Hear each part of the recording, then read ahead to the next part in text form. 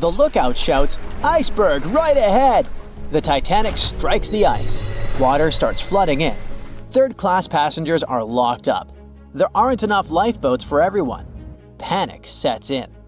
Violins are playing. The ship sinks. Well, we all know the story of the movie Titanic like the back of our hand by now. But what if I told you that Hollywood lied to us?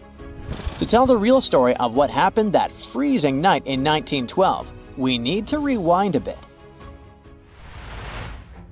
The lookout shouts, "Iceberg right ahead!" Yep, that part was true. Just before 11:40 at night, Frederick Fleet noticed something darker than the sea directly ahead. As the ship got closer, he realized it was an iceberg. The engines were quickly reversed and the ship turned sharply. Instead of hitting it head-on, Titanic scraped along the side of the berg, sprinkling ice on the forward deck. If you remember, in the movie, Jack and Rose are having a romantic moment when they feel the ship shudder after hitting the iceberg. Everything shakes as if they were in the middle of a light earthquake. Some real-life passengers reported feeling something similar after the impact, but according to Titanic survivor Frank Prentice, it wasn't exactly like that. He said there was no impact as such, and it all felt more like slamming on your car brakes. The ship stopped, and that was that. Some people even slept right through the collision, confirming that there wasn't such an abrupt impact. Mr. Prentice, curious about what had happened, left his cabin and went out to the deck. When he got there, all he could see was a little ice on the surface, not the towering iceberg that Jack and Rose saw. But as we all know by now, the real damage happened below the waterline, where the iceberg had a jagged spur that slashed a 300-foot gash in Titanic's hull. Once the crew realized how severe the damage was, they immediately began sending distress calls to nearby ships, asking for help. At some point in the movie, the radio operator goes to the captain and says there is only one ship nearby, the RMS Carpathia, which later ends up rescuing many passengers. But in real life, there were more ships around. It's believed that the SS Californian was only about 23 miles away. This ship might have actually seen the Titanic sinking, or at the very least, seen its rockets exploding high in the sky. Yet, for reasons we will never fully understand, they didn't try to help. Let's get back to the story. Now, people need to get off the ship.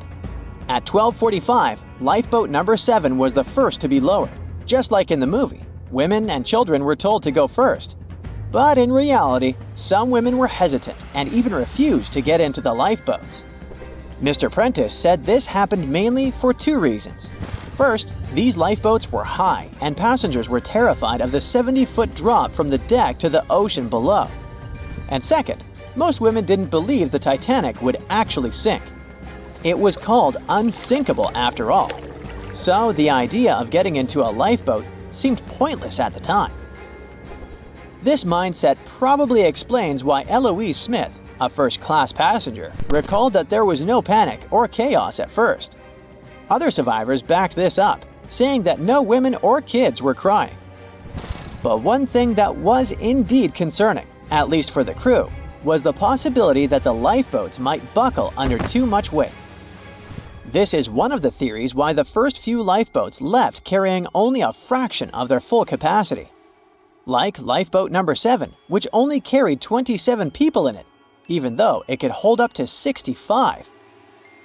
In total, Titanic had 20 lifeboats, which could carry about half of the 2,200 people on board that night. But that didn't happen. And now we know the passengers had no idea there weren't enough for everyone. As women were calmly getting into the first lifeboats, musicians headed up to the deck. Their only goal was to play and keep the passengers calm. That's a pretty well-known fact. But the real story is that some survivors said they never saw or heard the band. No violinists whatsoever. It's not like Hollywood misled you though. The musicians did play for over 2 hours after the ship had hit the iceberg. So maybe these passengers were just too panicked to notice the songs, or the musicians started playing later than we think. Now, it's time to talk about the terrible treatment that third-class passengers received. The movie portrayed the crew as cruel, locking the less fortunate below deck like animals, giving them no chance to reach the lifeboats and save their lives. But the official inquiry into the disaster suggested that wasn't true. I mean, yes, fewer third-class passengers survived compared to those in first and second class, but there were other factors at play. Many third-class passengers were reluctant to leave the ship, clinging to their belongings, and had a harder time making their way up from the cabins, which were at extreme ends of the ship. Some survivors confirmed that they were not locked up. In fact, it was quite the opposite. Mrs. George Wabi, a Lebanese woman traveling in third class, said that when chaos had erupted, some brave crew members and well-dressed first-class passengers had actually helped her get up to the first-class deck and eventually onto a lifeboat. At first, the Titanic was sinking slowly, bit by bit. Passengers reported seeing the water rising and hearing pops and cracks. Then, there was a loud boom. Some said there had been just one explosion, while others described it as a series of smaller explosions, which they'd thought had been the bulkheads giving way. And there's also a group of people who said they had only heard a rumbling sound. So not everyone agreed on the sound they had heard, but one thing is a fact. By 2:18 in the morning, the lights on Titanic went out, and the ship plunged into complete darkness. As the bow continued sinking, the stern rose out of the water, putting immense pressure on the middle of the ship. This caused the Titanic to break in two. In James Cameron's movie, this moment is pretty dramatic, with the ship sinking almost straight down into the water. But in reality, the break probably happened at a much lower angle, likely just below the waterline. Even so, it tilted enough that people couldn't stay on their feet and started sliding into the water. One interesting thing is that it wasn't until the wreckage was found in 1985 that it was finally confirmed the Titanic had broken apart. Up until then, survivors had given conflicting stories. At least 8 survivors claimed they had seen the ship split. Emily Ryerson, a first-class passenger, described it as if the Titanic had been sliced in half with a knife. But there was also a small number of witnesses that insisted Titanic had gone down intact. At the time, this theory was more accepted because most people still didn't believe that the supposedly indestructible ship could break in half. So why the conflicting reports? Okay, so what you don't see in the movies, for obvious reasons, is how incredibly dark it was when the tragedy happened. It was like being in a room with no light, where you can only make out shapes and shadows. That's what it was like on the lifeboats. This means passengers couldn't really see what was happening, and most of those who were close to the ship either lost their lives or were too focused on trying to survive to pay attention to the details of the wreck.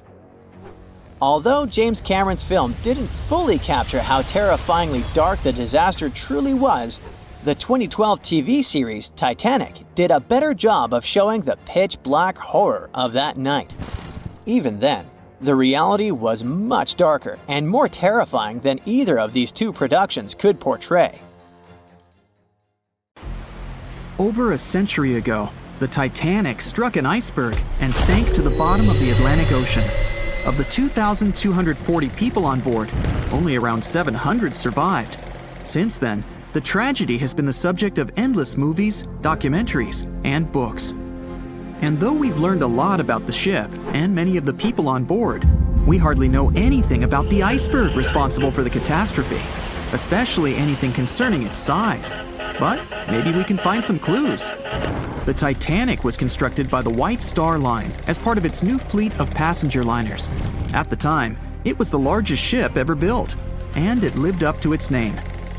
The ship was 883 feet long, equal to 2.5 soccer fields placed end to end, and 175 feet tall, which is close to 10 giraffes standing on top of one another.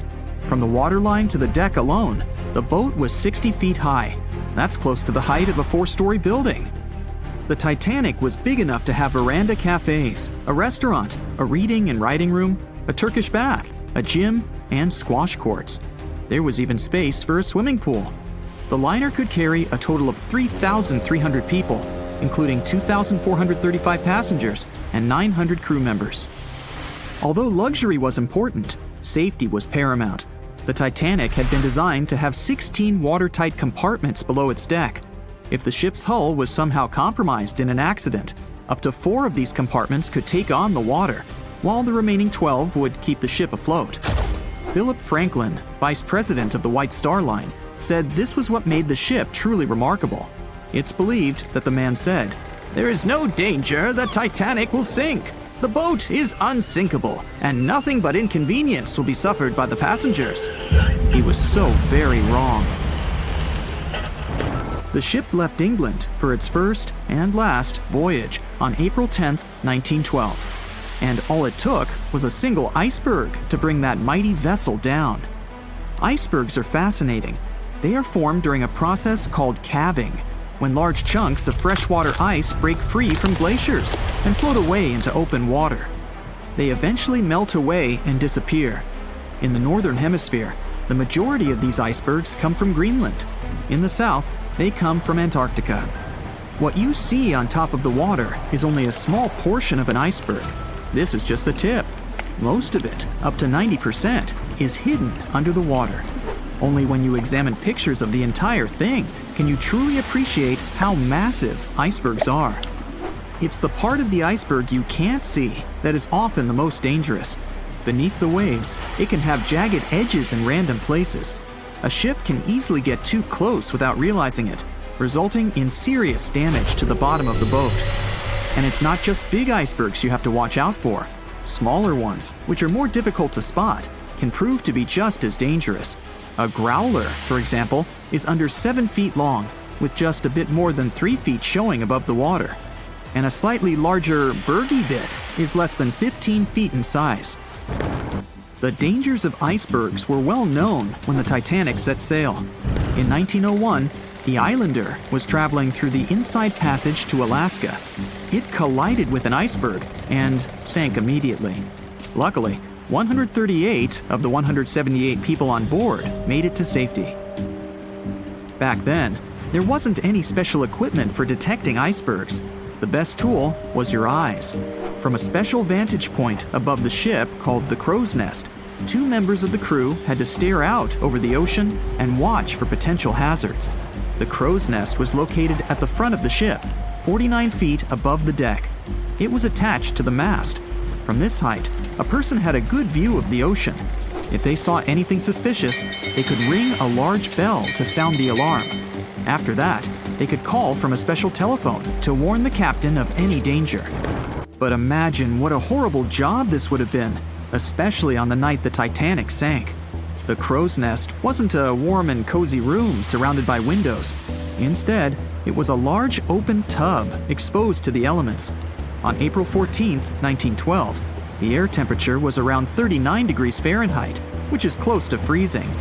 With the ship moving at about 23 knots, more than 26 miles per hour, the sailors must have felt that frigid cold air pressing against any exposed skin. The only good thing about the job was that the shift only lasted 2 hours. Frederick Fleet was the sailor who actually spotted the iceberg that sank the Titanic. He was up in the crow's nest, working with Reginald Lee at the time. Fleet kept track of the left side of the ship, while Lee scanned the right. It was 10 p.m. when the 2 men started their shift. They had already been warned about the possibility of ice. But when you're cold and it's dark, it might feel like an impossible task. Even worse, the 2 men didn't even have binoculars to make the job any easier. Fleet would later insist that having binoculars would have prevented the tragedy. With about 20 minutes remaining on the job, the sailors noticed the iceberg. Fleet rang the bell, once, twice, and again. He then called up to the bridge to inform the crew. At first, the call seemed to come in the nick of time. The ship's engines reversed, and the massive ocean liner managed to turn. It wasn't enough to miss the iceberg, though. Ice showered down onto the ship's deck. The iceberg tore through the hull, and water flooded in. 2 hours and 40 minutes later, the Titanic was gone. And here we have clue number 1. The iceberg was big enough to be spotted with the unaided eye in the dark of the night without any binoculars.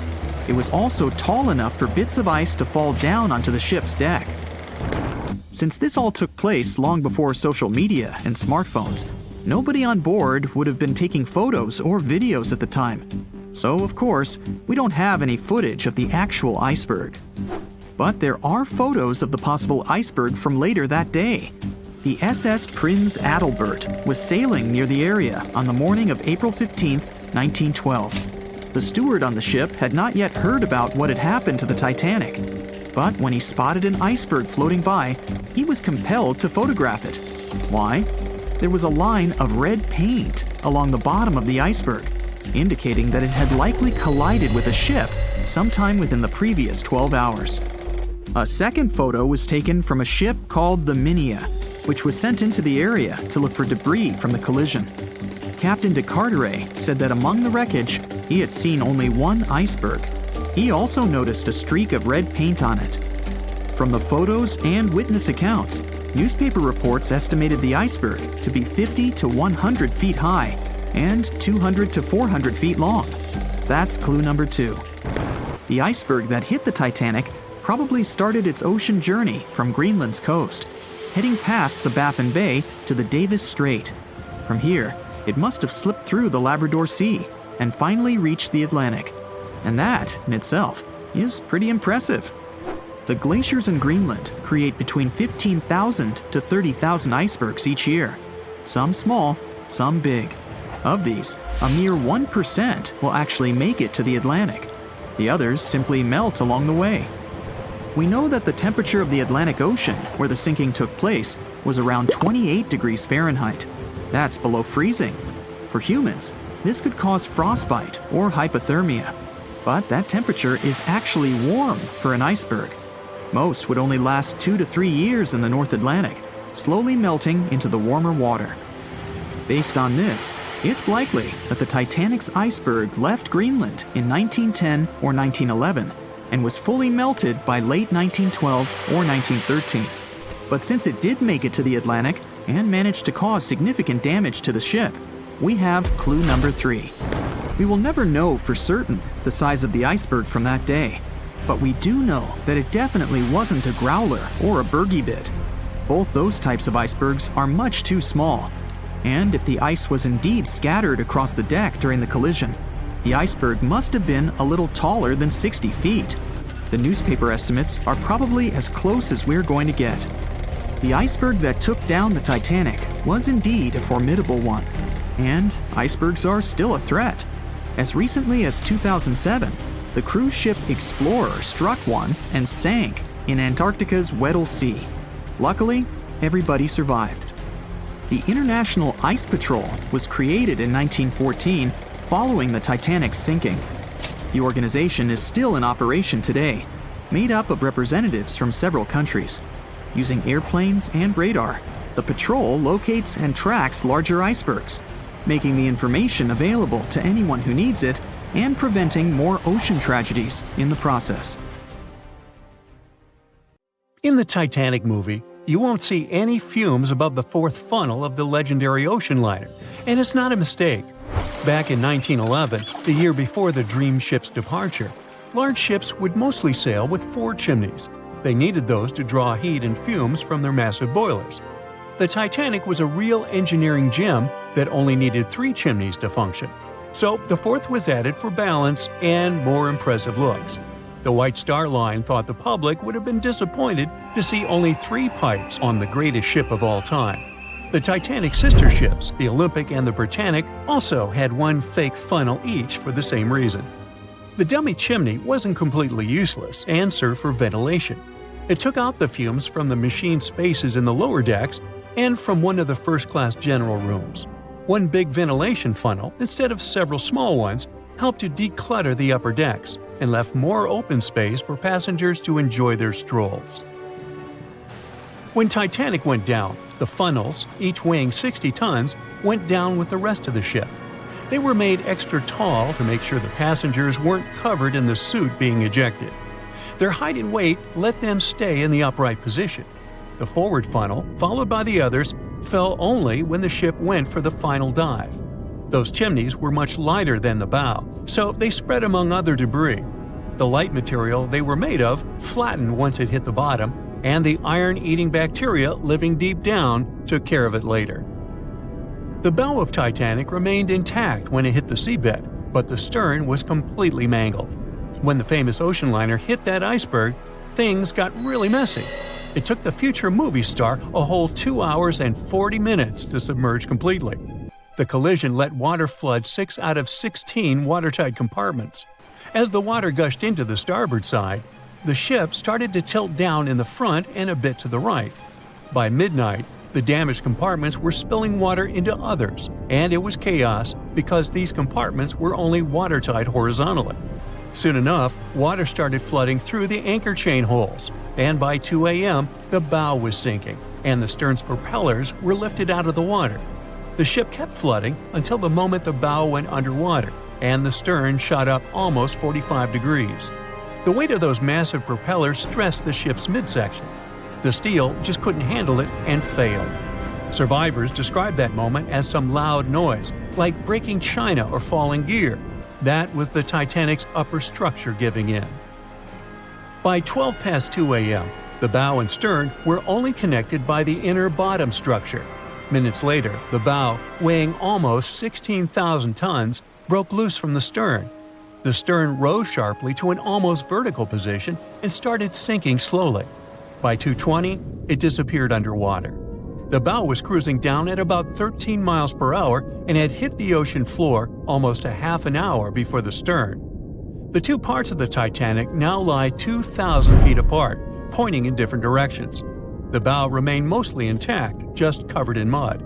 The stern turned into a tangled wreck because of the implosions it went through during the descent. The air trapped within the structure just couldn't handle the increasing pressure of the water deep down. Signal rockets played a big part in the Titanic's tragedy. When a ship goes down, you're supposed to shoot up red flares to signal trouble. But someone decided to stock Titanic with white lights instead of the usual red ones. So when the ship smacked into that iceberg, the crew fired off white flares. The SS Californian was passing nearby, and its captain knew the Titanic was in a dangerous iceberg zone. The crew didn't spot the sinking Titanic, but they sure saw those white rockets. The radio between the ships was useless because the Californian's operator switched it off. The captain had a gut feeling something was off, so he flashed a Morse code light signal at Titanic. But he received no reply because the Titanic had already gone underwater. There was another ship, Samson, sailing alongside the Titanic. It had plenty of illegally hunted frozen seal meat from Canadian waters abroad, so it was sailing with lights off to remain unnoticed. When they saw the Titanic's white rockets, they thought it was the Coast Guard and zoomed away. Samson didn't have a radio, so they couldn't find out about the ongoing disaster. The crew got the news about Titanic only when they got to the coast of Iceland the following month. There have been many theories to explain the Titanic tragedy, and one of the recent ones says that there was a fire involved. An Irish journalist went full detective for decades, digging into the mystery, and stumbled upon a game-changer. He came across a photo album that had been hiding from the public for a century after the tragedy. In the pictures, taken at the Harland and Wolff shipyard in Belfast, Northern Ireland, just over a week before the liner sailed, you can clearly see a massive 30-foot black spot on the ship's hull. Maloney researched the photos and eyewitness testimony from the time and claimed that a fire spontaneously broke out inside of one of Titanic's enormous coal bunkers. It was raging for a whole 3 weeks and messed with the metal, critically weakening a crucial segment of the ship's hull. Back then, most ships had just one hull, so it was the only skin the Titanic had. That's why the iceberg managed to punch a hole through the ship so easily. If it hadn't been for the fire, the Titanic might have shrugged off that iceberg collision. The company operating the liner knew about the fire, but they decided to conceal that fact. They didn't want any negative stories in the press as they faced some serious competition in transatlantic voyages. The Titanic was sold out, so they stocked up on coal and made it sail. The moon might have also played a role in the sinking. Our satellite heavily affects tides on the Earth. The closer it is to our planet, the stronger the tides are because of the increasing gravity of the moon. Back in 1912, the moon was so close it made several glaciers in Greenland break apart. Massive chunks of ice that broke off from the glacier started floating south. The supermoon event came just 6 minutes after a spring tide. During new and full moons, the alignment of the moon, the Earth, and the Sun makes their combined gravity reach its peak. And the day before, our planet had come the closest to the Sun that year, which made the gravity even stronger. This mixture of events created perfect conditions for one of the most powerful tides in history. It created the perfect conditions for the icebergs breaking off from Greenland's glaciers to move freely. Opponents of this theory say that the difference in tidal force wasn't actually that big, and it couldn't have been the main cause of the sinking. The iceberg tore down the side of the ship, leaving a huge opening in the hull. It wasn't a continuous rip, and damage was caused in several places. Some experts believe the ship would have survived the iceberg if it had hit head-on. The Titanic had watertight compartments designed to prevent flooding in case of a collision. Only the first 3 or 4 of these compartments would have been flooded. This could have helped save a lot of lives. Supporters of this theory put the blame for the disaster on First Officer William Murdoch. Huge, fast-moving ships don't just turn in a matter of seconds like a speeding car. It takes minutes.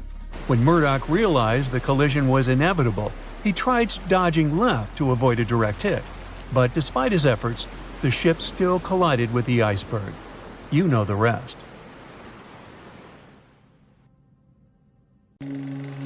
The Royal Mail Ship, or RMS Titanic, easily the most famous steamship in history, was once the symbol of luxury and dreams that promised to come true. It took 3 years and 3,000 people to construct it. On April 10, 1912, the brand-new ocean liner greeted its passengers with the smell of fresh varnish, paint, and newly sawn wood. Back then, they still used lead for the production of paint and linseed oil as a binder, so that smell must have been powerful. When it was fully operational, the giant vessel consumed around 850 tons of coal per day, and the passengers would also smell its fumes. Another odor that must have filled the Titanic's decks, at least the first-class ones, was the new scent by the famous French perfume house Guerlain. It was released earlier in the same year and quickly became a hit with the well-off ladies. The perfume that you can still buy today is a mix of violets and iris with creamy vanilla. On the dramatic evening of April 14th, when Titanic only had hours to live, the unknowing waiters were serving oysters, lamb and mint sauce, roast duck with applesauce, and other delicacies to their first-class guests. The second class was filled with the smells of curried chicken, spring lamb, and roast turkey. Third-class passengers had simple gruel and biscuits that night. At 11 p.m., as the ship got dangerously close to the iceberg, the new smell added to the mix. It was a mineral odor with metallic notes. If you have ice in your fridge, you must have noticed it takes the smell of neighboring foods.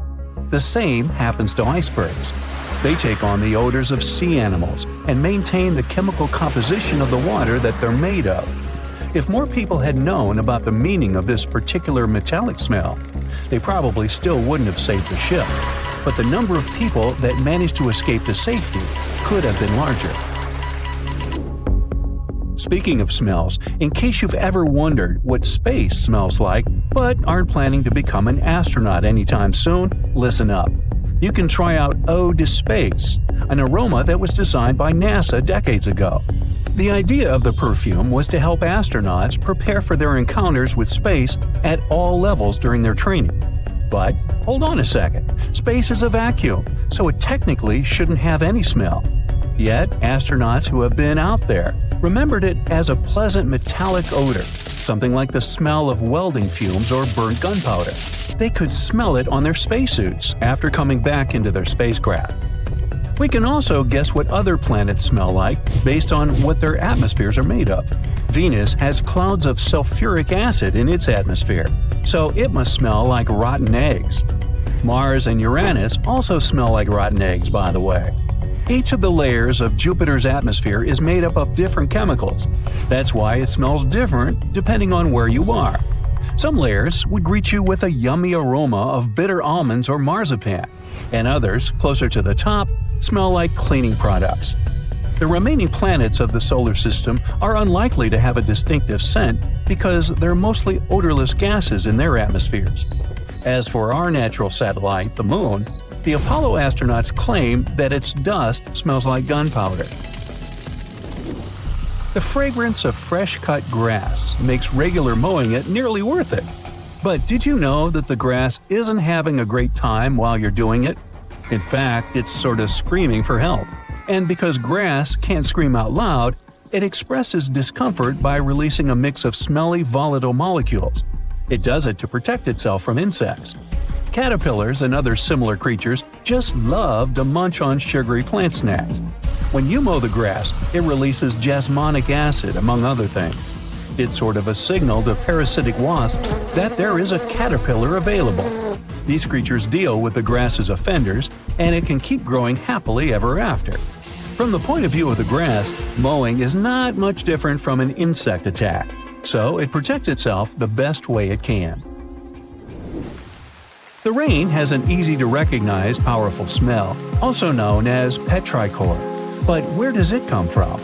Turns out some plants secrete oils during drought. The rocks and soil accumulate those oils compounds, and when the raindrops hit, they mix with water and release into the air. Sometimes these oils combine with chemicals produced by bacteria living in the soil. The result of this cooperation is a musky odor you can smell in the woods or in your garden when you turn over the wet soil. Ozone also adds to the smell of rain, especially after thunderstorms. It happens when a lightning bolt's electrical charge splits oxygen and nitrogen molecules in the atmosphere, and they later recombine into ozone. One theory says we enjoy the aroma of rain so much because it's imprinted in our brains. Different cultures have always associated rain with something positive, and we could have inherited that perception. Now, chocolate fans, of which I am one, this is for you. There are flowers that smell exactly like your favorite tree. It's a product of a tropical plant, after all, and since it's impossible to recreate the exact magical scent chocolate has in a perfume, you can plant some chocolate flowers, also known as the green eye lyra leaves, in your garden. These flowers look like daisies with yellow petals around a deep red center. When you pick its petals, the flower releases the delicious smell we all love so much. The leaves and branches of the plant also have the same fragrance. Now, in case I got you interested, you can find the flower in dry soils of Arizona, Texas, Colorado, and other states with similar climates. It blooms all year, and the aroma is strongest on warm days. The bear cat, also known as the biturong, does not only look super cute, but also smells like buttered popcorn. Biturongs prefer to stay alone and use their aroma to mark their territory and find potential partners when they have to. Scientists tried to figure out the secret of their unusual smell and suggested it could come from secretions from the scent glands under the animal's tail. Further research showed that the popcorn smell comes from the bear cat's urine. After the animal answers nature's call, it leaves a scent trail in the trees with its tail that often gets soaked.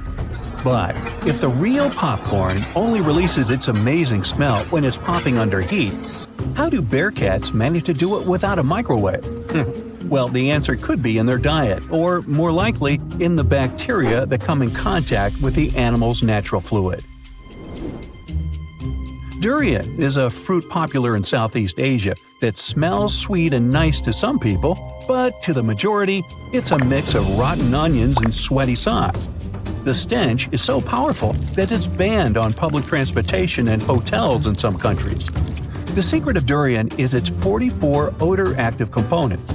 The mix is so complex that you can never tell what it's going to smell like. And despite that horrible smell, durian is considered a delicacy and is used to make mostly sweet dishes like cakes and candy. There was a smelly incident involving durian at a library in Australia. The smell of rotting fruit in a cupboard has spread across the entire building through the air conditioning system. They mistook it for gas leakage and had to evacuate around 500 students and teachers. Well, that stinks. And finally, if you've ever been to natural hot springs or went to see some geysers, you'll never forget the smell of hydrogen sulfide, or less poetically, rotten eggs. It's actually not only yucky but also highly flammable, but it can also be quite useful. Most households in Iceland use geothermal springs as a source of hot water. Although it doesn't smell fresh, it's perfectly safe to drink, and the smell doesn't stay on your body after you take a shower. So there. On April 10, 1912, crowds gathered at Southampton Beach to wave off what was, at the time, the world's largest and most prestigious ship, the RMS Titanic. The cost of the most expensive first-class parlor ticket was $4,350. That's around $70,000 in today's money. But barely 5 days after steaming away, the ship was swallowed by the Atlantic Ocean. So let's rewind and go back to what actually happened on that fateful night. The captain wanted to set a speed record for the ship's maiden voyage and arrive early. The ship was deemed unsinkable, so he went full throttle into the dark Arctic waters. After spotting the 100-foot iceberg, the crew desperately tried to steer the vessel away and avoid the collision, but the Titanic was traveling too fast, and the iceberg tore down the side of the ship, creating a huge opening in the hull. It wasn't a continuous rip, and damage was caused in several places. In total, the damage spanned along an area of around 300 feet. But the ship's designers had prepared for the prospect of a collision and added watertight compartments down each side of the ship to act as a buffer zone. 4 of these compartments could be breached, and the ship would still stay afloat. But because the iceberg tore down the side of the Titanic, it ripped holes in 6 compartments. The compartments didn't extend up the total height of all decks and weren't actually sealed at the top. This is why, when more than 4 were flooded, water reached over the top of the bulkheads and filled the remaining compartments, causing the ship to sink into the ocean. Think of it as water spilling over an ice cube tray. But what if the collision was head-on? Would it still have sunk? Ships are designed with potential crashes in mind, and most vessels have collision bulkheads in the bow. Most of all, it's like your car's bumper or crumple zone. It's a safety feature that can withstand a direct hit. The bow could have taken some of the impact, and some experts have suggested that if it hit head-on, only 2 to 4 of the watertight compartments would have been flooded. So, in theory, the Titanic might not have sunk, and it might have even been able to continue sailing to its final destination at a much slower speed. The force of impact would likely have been huge, though. But although passengers would have been injured by the force, they'd have been able to stay on the ship to wait to be rescued by other ships, rather than being forced into the icy waters of the Atlantic. Still, one of the Titanic's designers, Edward Wilding, suggested that the force of the impact might not have actually been that big. He told the British Inquiry that lots of people scarcely felt the collision, and he believed the ship would not have sunk if it did hit the iceberg head-on. The ship was also designed with remotely operated watertight doors between all compartments, so any floods could have been quickly sorted out. Because Titanic had 6 breaches from the side collision, and because it happened so quickly, sealing the doors wouldn't have made a difference, as it was essentially impossible to save it by that point. The ship immediately began to flood, with water pouring in at a rate of roughly 7 tons per second, 15 times faster than it could be pumped out. So, while it sounds like the Titanic would have survived had the ship hit the iceberg head-on, this idea does come with some issues. First off, the collision bulkheads were designed to survive a crash with another ship, not a giant iceberg.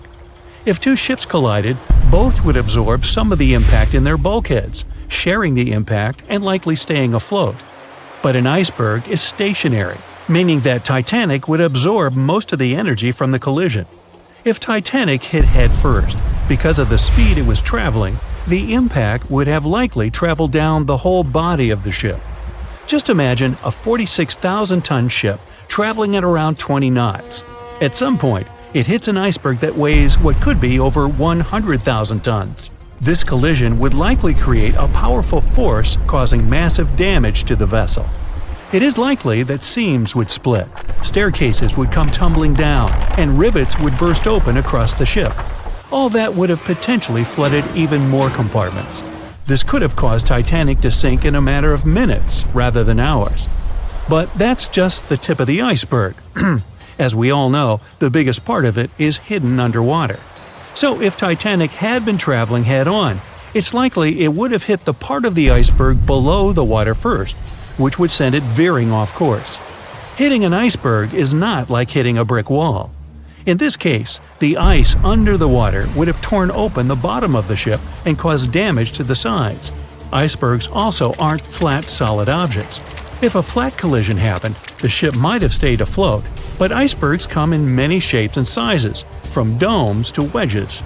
Studies have also been done on the steel used to produce Titanic, and the tests show the metal was about 10 times more brittle than the steel we use today. The ship was built before we understood the effects of low temperature on steel. The old steel used to make the vessel would not bend when faced with freezing temperatures, but break. Recovered pieces of Titanic's hull plates show that the hull just shattered on impact. Hitting head-on would also cause a very severe and abrupt stop, so even if the ship hadn't sunk, there would still have been major issues. Think about when you suddenly hit the brakes on your car, or when the bus stops while you're walking down the aisle and you get flung forward. Passengers would have been thrown across the ship, and because the crash happened at night, most people were sleeping, so wouldn't be able to effectively prepare for any sort of impact. This would result in injuries for most people on board. It would be especially bad for those at the front of the ship, where the accommodation for the off-duty firefighters, greasers, and engineers was. But while passengers and off-duty crew may have been thrown out of bed, there would be a lot more survivors than in the original scenario. Many ships have had head-on collisions and made it back to shore. Not many people know that Titanic actually had two sister ships. The White Star Line, the company that built Titanic, also built vessels called Britannic and Olympic. Captained by Edward J. Smith, who would later helm Titanic, the Olympic set off on its maiden voyage in June 1911. But much like Ford's sister ship, disaster was just around the corner. On its fifth commercial voyage, Olympic collided with a Royal Navy ship, HMS Hawke. While the Olympic received damage to its side, Hawke crashed into the other vessel head-on. The bow of the Hawke was completely crushed by the collision, but because the ship had watertight compartments, it managed to survive the impact and later returned to shore for repair. Another study case is the SS Andrea Doria, which was an Italian ocean liner that made global headlines in 1956. Like the Titanic, the Andrea Doria was heading for New York City on its 101st voyage when disaster struck. On July 25th, the vessel collided with the 524-foot Swedish passenger liner Stockholm. The Stockholm hit the ship head-on, but the point of impact for the Andrea Doria was on its side. The front of the Stockholm was completely smashed, but because the impact was on its hull, it managed to survive. The Andrea Doria, however, sadly sank due to the collision being on the side of the ship. So these cases could suggest that maybe the Titanic would have survived had it hit the iceberg head-on. But we have to remember that the Titanic hit the thing full speed, whereas both the Olympic and the Andrea Doria were traveling slower. At 11:40 p.m., the Titanic made contact with an iceberg in the North Atlantic Ocean. Many artifacts were found and restored, like parts of the ship, jewelry, and dining plates, to name a few. It took approximately 3 hours for the ship to be completely submerged in the remote icy water. The night was cold and very much alive. The orchestra was playing music as they enchanted the guests on board. Everyone was excited to arrive in America.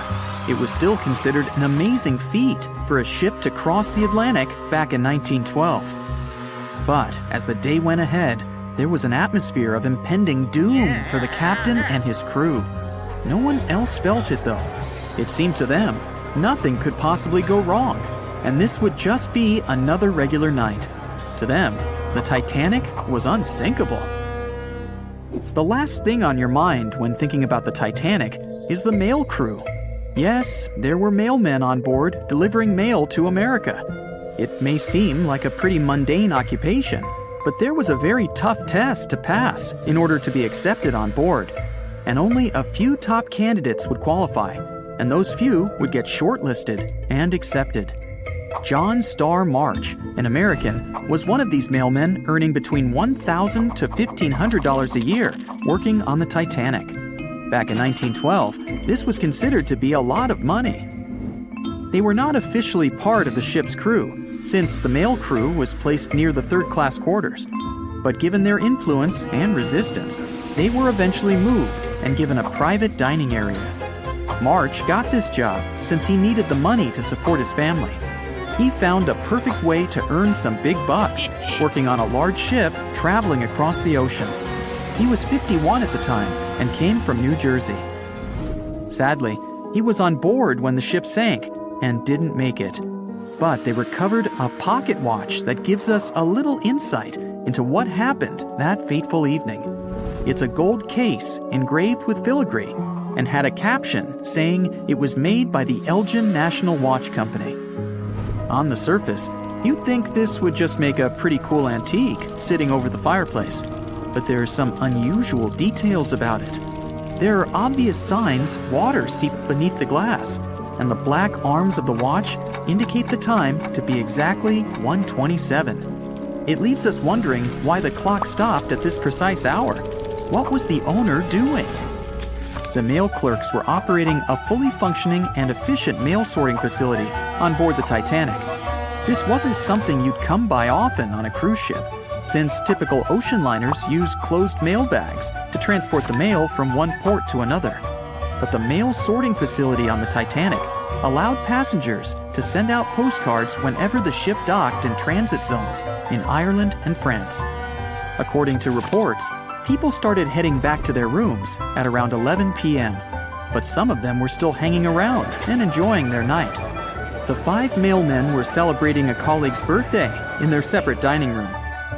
5 minutes before impact, crew members spotted the iceberg and rang the bell 3 times as a warning that something was ahead of the ship.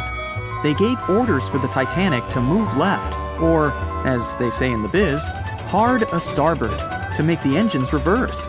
It was not enough to avoid the great impact. At 11:40 p.m., the Titanic struck the iceberg, and disaster erupted on the inside. Not just water seeping in and ultimately sinking the ship, but panic and chaos among the passengers and crew members. Captain Smith reached the deck and was informed that the Titanic had hit an iceberg. And at the same time, the mailroom began filling with water. We know that the 880-foot ship was completely submerged at around 2:20 a.m., with 706 survivors. The time between the impact and the sinking was really eventful. At midnight, they started getting the lifeboats ready for the passengers to evacuate. Orders were given for women and children to board the safety boats with some crewmen to guide and operate them. The problem was that the 20 safety boats available could only host 1,178 people out of the total of more than 2,200 passengers on board. March and his colleagues began sorting out the mail. There was chaos in directing and ordering around. With each second passing, icy cold water was filling the ship. 15 minutes after midnight, Captain Smith ordered his crew members to send out a distress signal. Even though SOS was established earlier than the Titanic, many others used CQD. The CQ stands for General Call, and the D is Distress. The Frankfurt was too far away to help, even though it was one of the first to respond. Even the Titanic's sister ship, the Olympic, responded, but it also was too far away. At 12:20 a.m., the Carpathia received the urgent message and redirected from its original course to help them out, even though they were 58 nautical miles away. Although this was some relieving news, the water kept seeping in at an alarming rate. It wasn't easy to keep everyone calm, knowing that the ship could be underwater in a matter of hours. At this point, many passengers were already on board the safety boats, waiting to descend into the water. The musicians on board began playing music for the ones still waiting. At first, they were playing in the first-class lounge, and then they moved to the deck. There's a debate on how long they were playing for and what song it was. None of the musicians made it out. The 5 mailmen on board were also doing their duties while the ship was sinking. According to a ship officer, the mailroom was already covered in water above the ankles, and the mailmen were busy trying to save as much mail as they could. March was one of them. They were bags of mail floating around. They started with the registered mail. Witnesses of the Titanic sinking reported the mailmen were putting bags of mail on the deck to keep them from getting wet until help arrived. They also mentioned bags of mail were floating about in the freezing water. It wasn't until 12:45 a.m. when lifeboat number 7 on the left side of the ship was lowered onto the water. Even though it had room for roughly 65 people, only 27 people were inside. Many of the safety boats carried fewer passengers than their maximum capacity allowed. The crew were worried that the boats would capsize if so many people were on them. Some reports suggest that some people even refused to board the safety ships, sticking with the claim that the Titanic was unsinkable. At the same time, they fired up one of the 8 distress rockets in the air, but it didn't get them any help. At 12:55 a.m., the second and third safety boats were descended to the waters with 2 male passengers jumping on board. 5 minutes later, another safety boat was lowered with around 39 people. At this point, water entered the base of the grand staircase. In the next 20 minutes, more safety boats were lowered, most of them underloaded. Still no help. The Carpathia was still on the way. Panic was growing, and tensions were rising. There was a lot of anger for people being left behind. At around 1:30 a.m., things were getting out of control. The organized boarding of passengers to the safety boats stopped. March's watch stopped 3 minutes earlier, which could mean he was part of the scuffle between crew members and passengers. It took 3 hours for the Carpathia to arrive. March wasn't among the survivors. His watch proved to be one of the essential findings lost in the wreckage of the Titanic. It was eventually returned to March's 2 daughters, and now it's in one of the collections of the National Postal Museum. March was a man who did what he had to do in the worst circumstances. Time was a precious commodity for the people on board the ship, and this watch proved valuable to learn more about the tragic yet inspiring stories of the Titanic. "I'll never let go, Jack. I'll never let go," said Rose. Then she did let go, and the whole movie theater burst into tears. It happened when Titanic came out in 1997. Alright, who am I kidding? It's really hard not to cry when you watch this scene for the 10th, 20th, and 50th time almost 30 years later. But did this great love story happen in real life? Or did James Cameron just invent it for some good drama? As much as I don't want to disappoint you, Jack and Rose never fell in love on board the real Titanic. There was a real Jay Dawson on the luxurious ocean liner, but he was a crew member, and his full name was Joseph. The real-life inspiration for Rose was the American artist Beatrice Wood. James Cameron came across her biography while he was working on the first draft of the script and decided to bring her love for art and family background into the story. It doesn't mean that the movie is completely off when it comes to historical accuracy, though. The Unsinkable ship that sank departed from Southampton, England to New York and was 400 miles south of Newfoundland on April 14th when crew members noticed the iceberg. The contact with it lasted 37 seconds, precisely as long as the corresponding scene in the movie. Remember this guy, Thomas Andrews, who was wandering around with a small notebook and pencil? He was the real ship designer. Andrews was quite talented at what he did and had worked on many successful projects before the Titanic. He would normally travel on the ships he designed during the maiden voyage to make sure everything was going smoothly. He boarded the Titanic as one of the first-class passengers and was taking notes all the time. After the unfortunate rendezvous with an iceberg, Andrews was seen inspecting the flooded parts of the ship with Captain Smith. According to his sad forecast, the Titanic would have gone down in about 2 hours. One of the stewards claimed that he had seen Thomas Andrews moments before the sinking. He chose not to leave the Titanic and didn't put on his lifebelt. No one had seen him ever since. Another memorable moment from the movie is a boy playing on one of the decks with his spinning top. This was an accurate recreation of a real photo that was taken on board the Titanic on April 11, 1912. The passengers in the photo are first-class passengers Frederick Spedden and his 6-year-old son Douglas. The family was going back home to America after traveling around Algeria. When the evacuation of passengers began, Spedden's nurse told him they were going to see the stars. They say he had successfully slept through the entire drama and woke up safe and sound in a lifeboat the following morning. His father had also survived the sinking. Sadly, an automobile accident took the life of Douglas just 3 years later. One of Titanic's most charismatic ladies, both on the screen and in real life, got her nickname Unsinkable Molly Brown for a good reason. Several witnesses remembered she was, indeed, trying to persuade others in her lifeboat to go back and save more lives, just like in that heartbreaking scene from the movie. When Carpathia came to the rescue of the surviving Titanic passengers, Margaret Brown was helping lower-class survivors and involved her fellow first-class passengers in the process. Once they all got on solid ground, Brown organized a survivors committee. She awarded the captain of the Carpathia for rescuing so many people and was really upset she hadn't been allowed to testify at the Titanic hearings because she was a woman.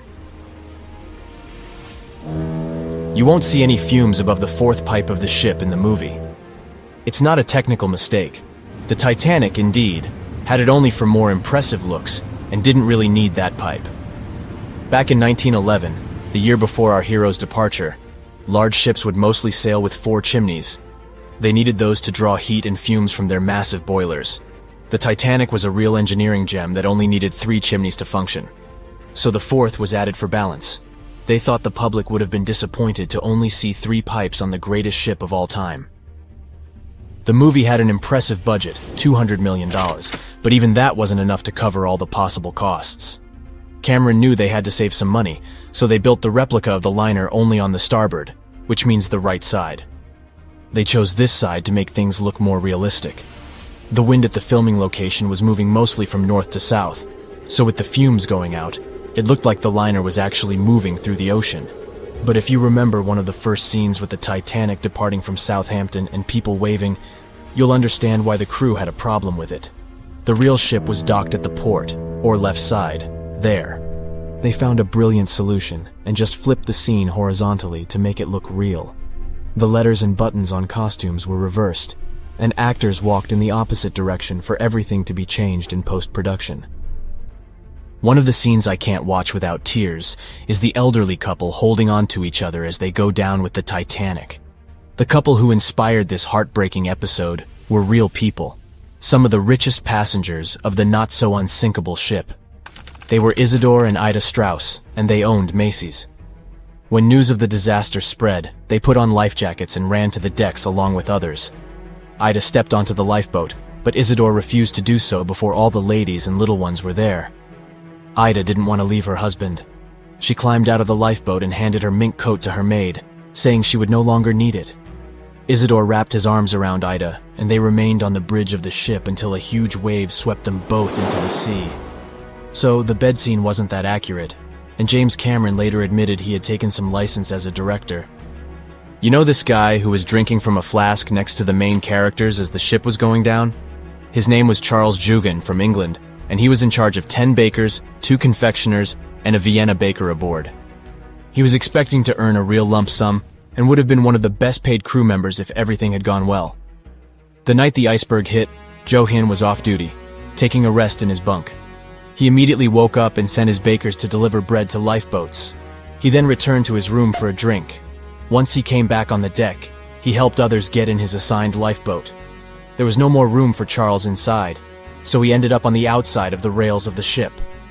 Finally, when the Titanic submerged, he just swam away, and as the sun rose again, he found one of the lifeboats and was rescued by Carpathia.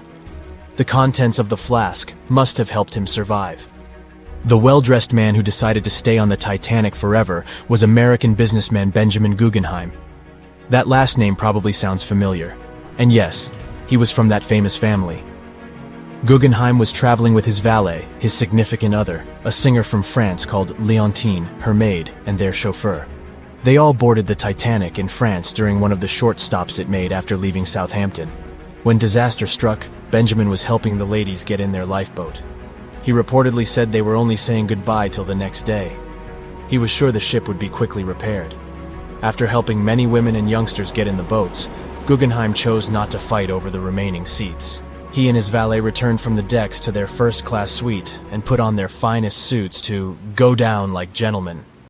It was the start of 1912. A giant chunk of ice broke off a glacier in southwest Greenland.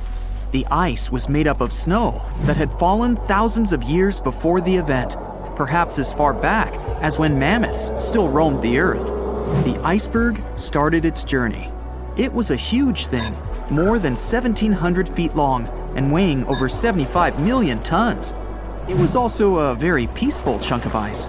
It steered clear of ships and busy transport routes. And then, it somehow floated much further south than other bergs did. Our iceberg was lucky. Others melt long before they get to these low latitudes. Out of up to 30,000 icebergs that drift away from Greenland's glaciers, only 1% ever make it all the way to the Atlantic. Even after melting into the water for months, this massive block of ice was still almost twice as heavy as the Golden Gate Bridge. The iceberg's top part was towering 10 stories over the ocean surface. Several days before our iceberg made it to the Atlantic Ocean, a magnificent ship left port. It was a luxury liner carrying more than 3,000 passengers and crew members. At that time, it was the largest ship ever built. It was the Titanic. The collisions happened on April 14th, when the ship was in the North Atlantic, 370 miles away from Newfoundland. Unable to divert its course, the ship ruptured at least 5 of its hull compartments. They started to fill with water at an alarming speed. The Titanic's compartments weren't capped at the top. That's why the water spilled over and started to flood each succeeding one.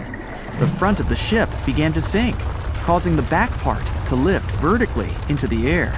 And then, with a deafening roar, the liner broke in half. The rest is history. But what happened to the iceberg after that? On April 15th, the German ocean liner SS Prinz Adalbert was sailing through the North Atlantic. It was traveling a few miles away from the place where the Titanic had sunk several hours prior. The German ship's chief steward, who hadn't learned about the disaster yet, saw an iceberg. What drew his attention was a large streak of red paint going along the iceberg's base. Surprised, the man took a photo of his discovery. He thought the paint meant a ship had hit the iceberg within the past 12 hours.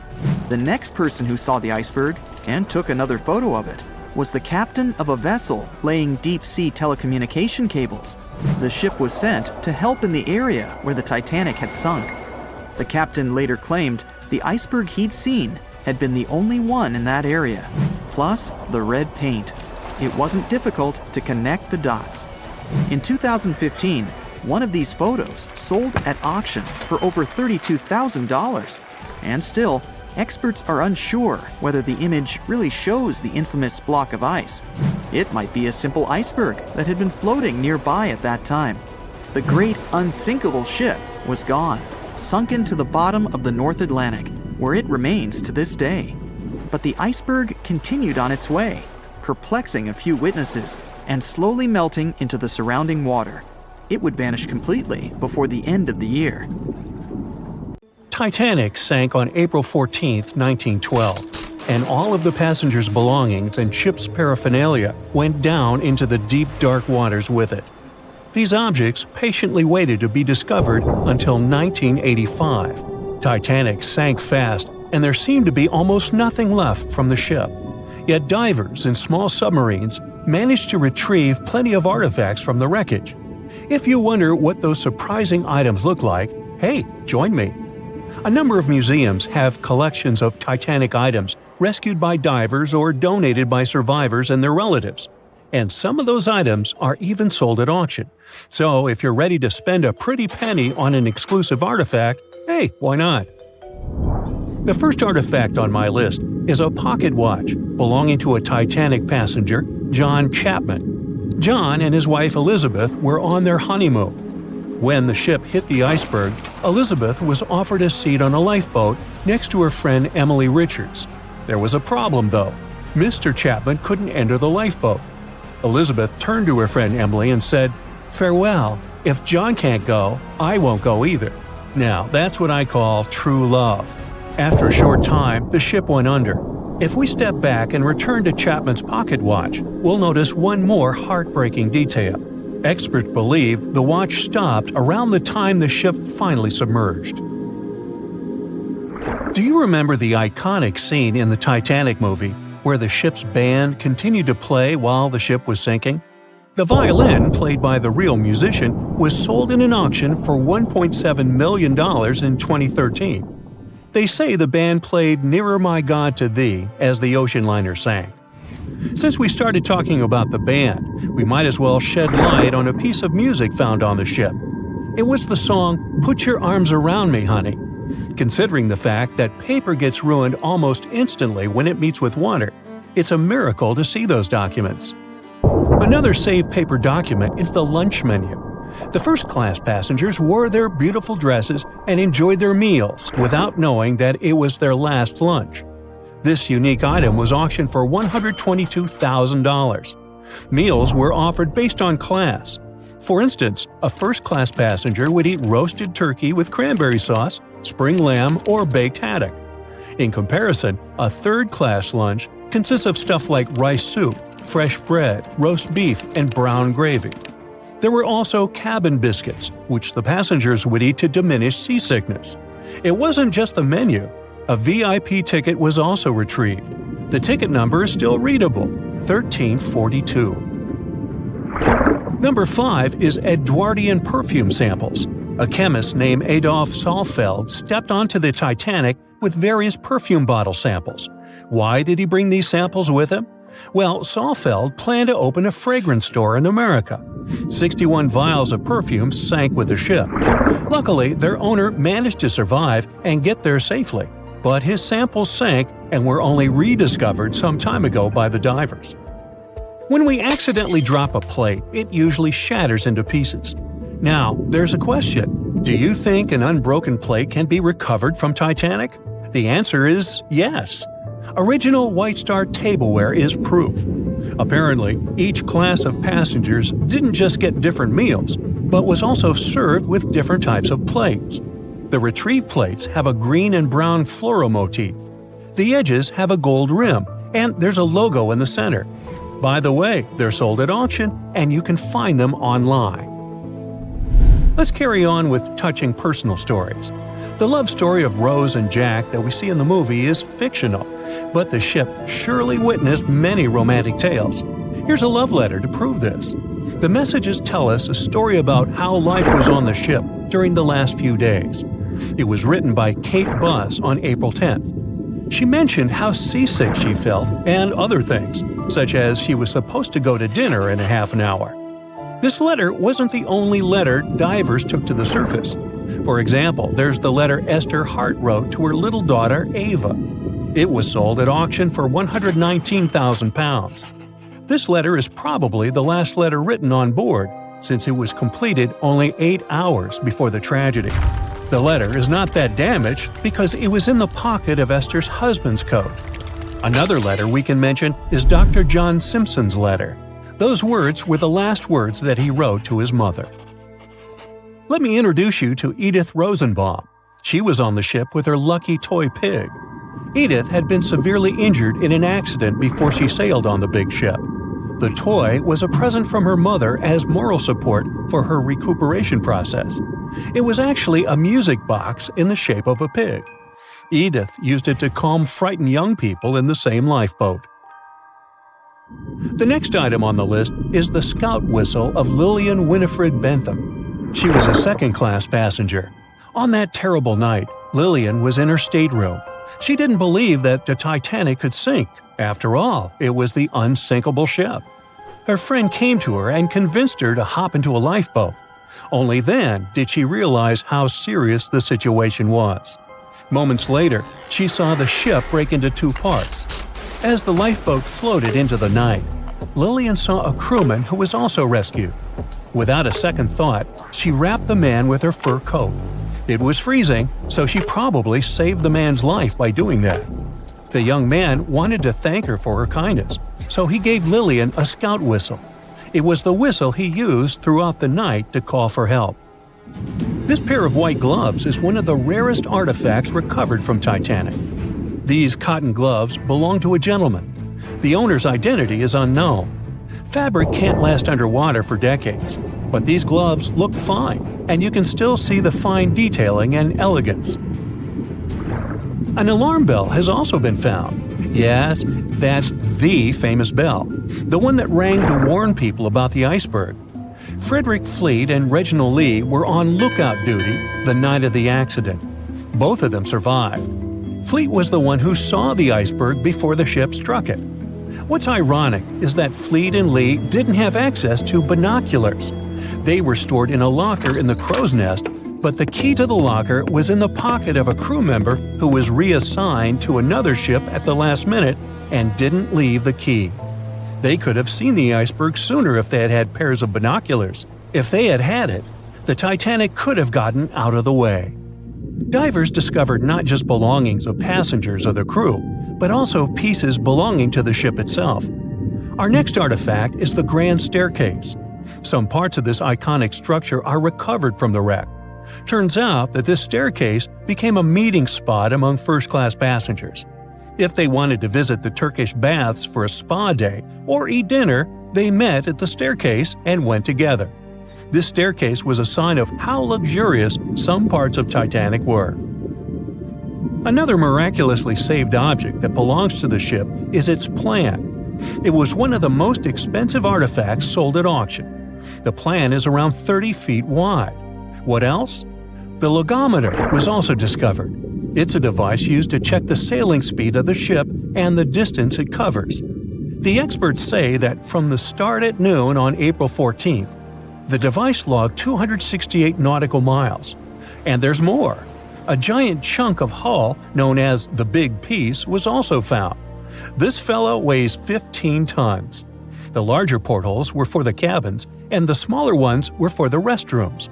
This piece was found in 1994, but it was in 1998 when it was successfully taken out. After all these years spent underwater, it was swarming with sea life. Still surprisingly, the portholes still had glass. Now, let's assume you were a diver and you could only take out one of these objects. Which one would you pick? John watched on in disbelief as he drifted away on a piece of wood. In the freezing waters of the Arctic, slowly drifting away. John looked upon the vessel he had worked and lived on as it raised its enormous bow high into the sky, then broke in half, causing a sound that only a crack of lightning could replicate. Distraught and dumbstruck, believing that he, and he alone, knew the dark truth behind the demise of the unsinkable ship, the Titanic. 5 days earlier, as the Titanic set sail on its maiden voyage, John worked hard alongside his mates in the coal bunker, stocking up the coal to feed the Titanic's mighty furnace.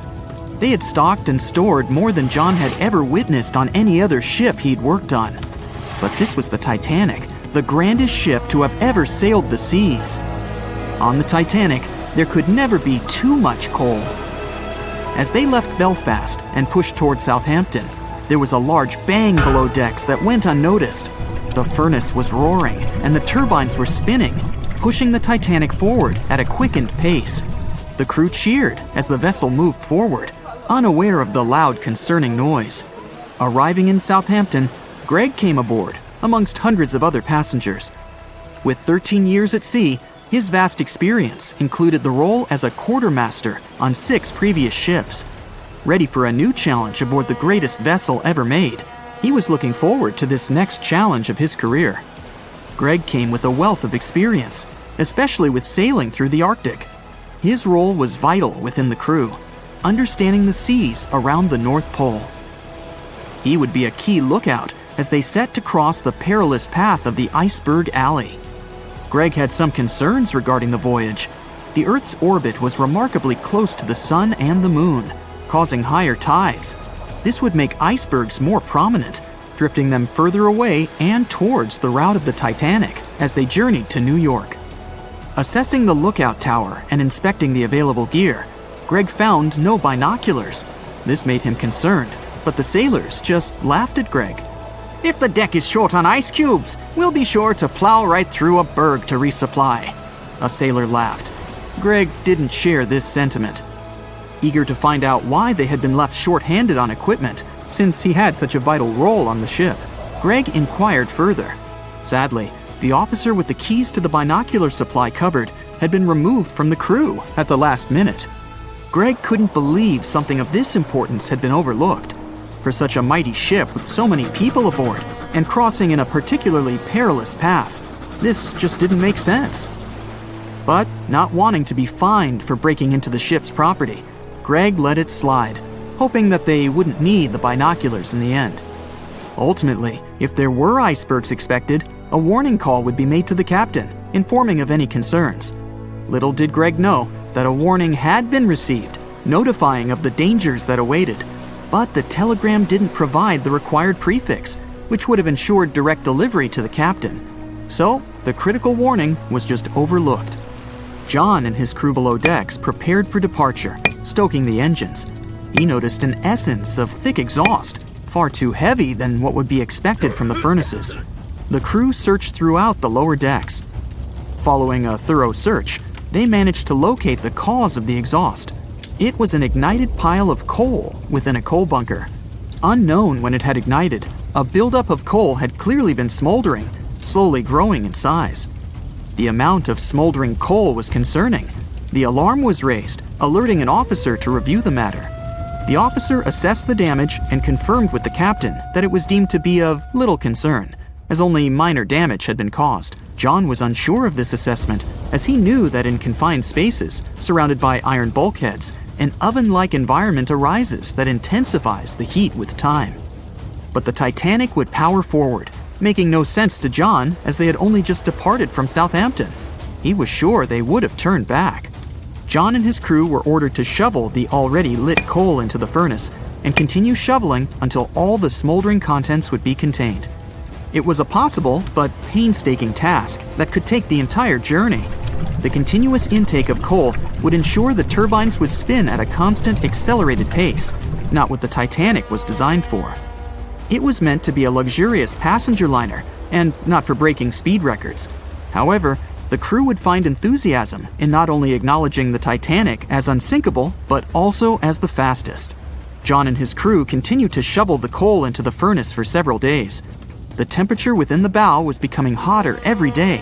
The bulkhead's contained heat was so severe that it became weak at the seams in the iron walls and rivets. 2 more days, lads, just 2 more days. John was laughing, trying to raise the spirits of his mates as they were working tirelessly. But as they were all laughing, joking, and looking forward to dry land, they unknowingly approached their final destination. The Titanic was speeding through the calm sea. Greg looked ahead, above in the lookout tower, keeping a keen eye out as they were in iceberg territory now. Even though the way seemed clear, false horizons could occur, creating confusion about how far objects in the distance truly were. As they were traveling in the Gulf Stream waters into the colder Labrador Current, air columns cooled from the bottom upwards, creating a thermal inversion. This incredibly high air pressure ensured fog wasn't present, providing a deceptively clear outlook. But the thermal inversion can also create optical illusions, showing the horizon further away, appearing higher in the distance, or masking whatever objects that could come before it.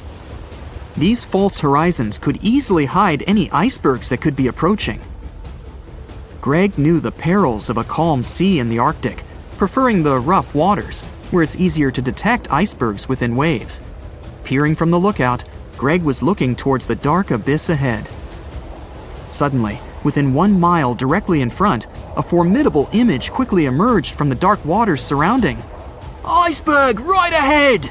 Greg yelled to his mate, who quickly called to the helm and directed them to steer hard to starboard. The helmsman received the call. In the heat of the moment, he turned the wheel counterclockwise. He then realized he'd turned the wheel the wrong way and quickly went in the opposite direction. The ship aimed towards the iceberg, veering to the port side whilst reducing speed. Although there was a delay in turning the wheel, since there was a short distance from the signal and the fast pace that they sailed at, it may not have made a difference. As they approached the iceberg, it appeared as though they'd miss it, but over 87% of an iceberg is underwater. And as they came along the side, the hidden ice underneath hit the port side bow, piercing the side of the hull with a 12-square-foot tear. The ship shook, with all aboard aware that something was amiss. Amongst the confusion and fear, they were oblivious of the damage. As they gathered their bearings, 6 out of 16 compartments were quickly filling up with seawater. The hull could only withstand 4 compartments filling before sinking. Time was ticking as the Titanic made its descent into the depths. The weakened bulkhead with heated steel pillars and rivets broke under the pressure and sudden change of temperature from the ice-cold water. The call was made to abandon the ship. Lifeboats were prepared to be released, while help signals were sent out to nearby ships. The radio operator was guiltily sitting, constantly calling out to a nearby ship that had been in contact with the Titanic recently. There was steady communication with this ship over the past few days, providing warnings of icebergs since the Titanic departed from Southampton. The final warning message received was just 1 hour ago. Upon receiving the final warning, the operator ignorantly responded, "Shut up," with the assumption that their warnings of icebergs were pointless. Following this unfortunate response, the ship turned their radio off and provided radio silence. The closest ship that was responding to their distress signals was 500 miles away, too far to provide any assistance in time. There were countless mistakes that caused the Titanic's watery end, whether they contributed directly or from sheer ignorance. The most tragic of them was the number of people aboard the ship, 2,224 of them. There were only enough lifeboats provided to rescue 1,178, barely half of the people. They said it was the most technologically advanced ship. They said it was unsinkable. And when it sank, they made a movie about it. These were the main reasons why the Titanic disaster became world famous. But unfortunately, this is not the only large-scale shipwreck. And sadly, there have been cases much worse than the tragedy of the Titanic. One of them occurred on April 27, 1865. The Sultana steamboat carried passengers and cargo daily between St. Louis and New Orleans. It was a pretty large wooden boat with 3 decks and was 260 feet long and 70 feet wide, almost twice the size of a basketball court.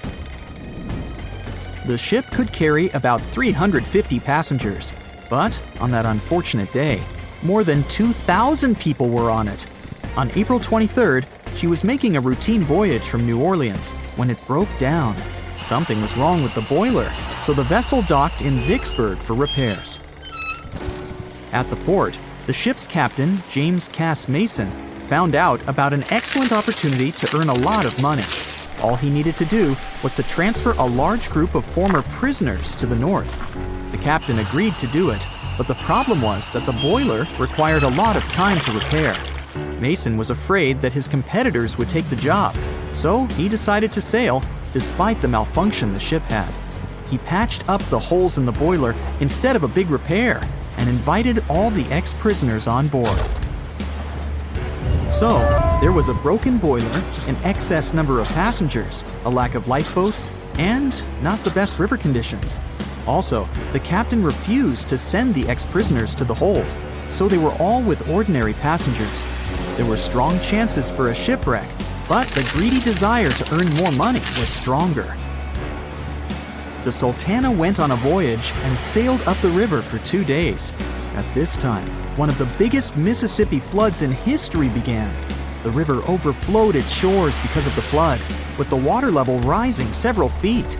All the trees on the shore disappeared, and only the tops were sticking out of the water. The ship sailed opposite this powerful current, making the boiler work too hard.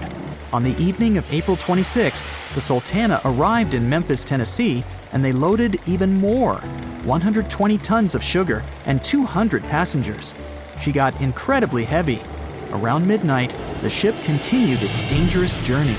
The captain sailed to barges to load a shipment of coal. At 1 a.m., the vessel left the barge. At 2 a.m., the broken boiler, unable to withstand the load, suddenly exploded. The Sultana was just 7 miles north of Memphis. Few people survived that day. The problem was that passengers trying to escape from the fire jumped into a cold river with a strong current. The Sultana disaster is considered the most tragic shipwreck in the history of the United States. The exact number of those who didn't survive is still unknown. According to various sources, this number was from 961 to 1,800 people. Don't be surprised that almost no one knows this story. There were many more survivors in the Titanic tragedy, and everybody heard about it. But the Sultana sank during one high-profile event. 12 days before the shipwreck, the country lost Abraham Lincoln. People hadn't yet recovered from this news, so no one paid much attention to the tragedy of the Sultana. Many catastrophes happened quite recently by historical standards. One of them occurred in 2002. The ferry La Jula was a Senegalese vessel. The ferry sailed twice a week, mainly along the coast of Dakar, carrying passengers who traded mango and palm oil. It made daily voyages and never faced severe problems thanks to modern rescue equipment and good repair service. But one day, the ship's crew discovered a malfunction and sent the boat to port. For almost a year, La Jula was in a non-working condition, awaiting repairs. But it didn't get high-quality service. After poor maintenance, the ferry set off on its last voyage. On September 26, 2002, La Jula sailed between southern Senegal and Dakar, and at 11 p.m. headed toward Gambia, where a strong storm began. The wind raised high waves, but this wasn't critical for the large passenger ship unless the number of people on board didn't exceed the established norm. La Jula was supposed to carry about 500 passengers, but had many more people that day. Too many passengers, poor repairs, and a strong storm caused severe problems for the ship. But the main factor in the shipwreck was that La Jula was only built for sailing in coastal waters, but that day, it sailed far from the shore. Big waves started rocking the boat, and at some point, it just turned upside down. The ship's deck went underwater, and its lower part stuck above the surface like an iceberg. All the passengers sitting in cabins fell on the ceiling and lost their orientation in space. There were no holes or damage in the ship's hull, and water flooded the lower decks for a long time. The vessel stood in a twisted position for several hours. Then, the boat began to sink when the water seeped through the deck and hold. The ocean was warm, but no one came to save the passengers. People had to wait almost 4 days to be rescued. Unfortunately, only a few managed to survive. The Philippines is a very dangerous area for ships. This place consists of several thousand islands and a vast area with shallow water. Ships can run aground and damage the hull with reefs and pitfalls.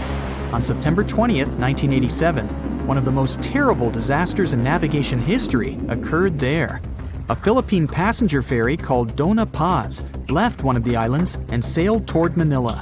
The sun was shining, the ocean was calm, and the visibility was good. But for some reason, the crew members didn't notice how the tanker Vector was approaching them. The two ships collided at low speed. The collision wasn't strong, but the problem was that the Vector had tons of oil on board, and the Dona Paz crashed into the cargo hold where that oil was stored.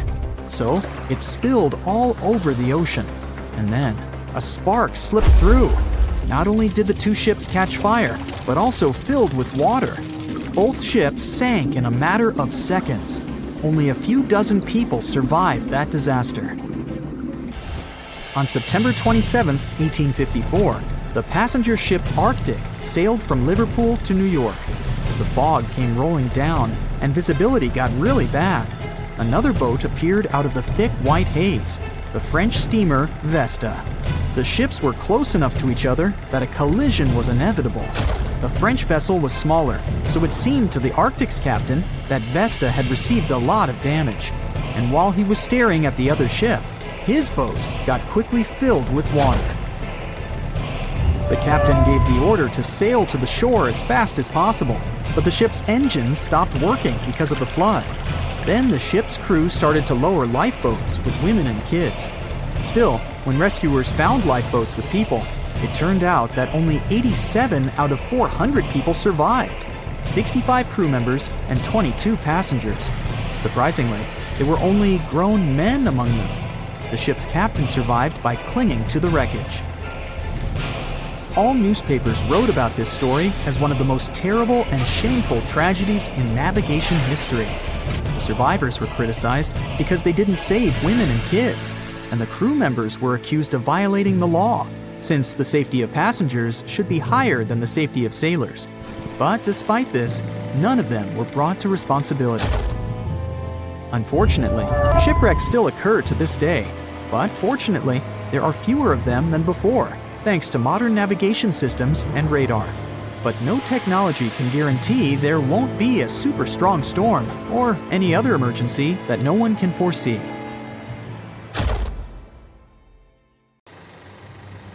It's April 10th, 1912, a sunny spring day. You're one of the first-class passengers aboard the Titanic, just as the ship is about to depart from Southampton. Imagine everyone's excitement, fresh spring air, the sounds of the sea. You're strolling along the highest deck of the Titanic when you notice several lifeboats. As you start counting the boats, you recall the ship's capacity. It's just over 3,000 people. Wait, but are there enough lifeboats for everyone aboard? Let's look into the numbers. The Titanic could carry a needed total of 64 lifeboats, a number which could have easily helped to save all the passengers on board. Chief designer Alexander Carlisle planned to equip the ship with 48 lifeboats, but the Titanic ended up with a mere 20.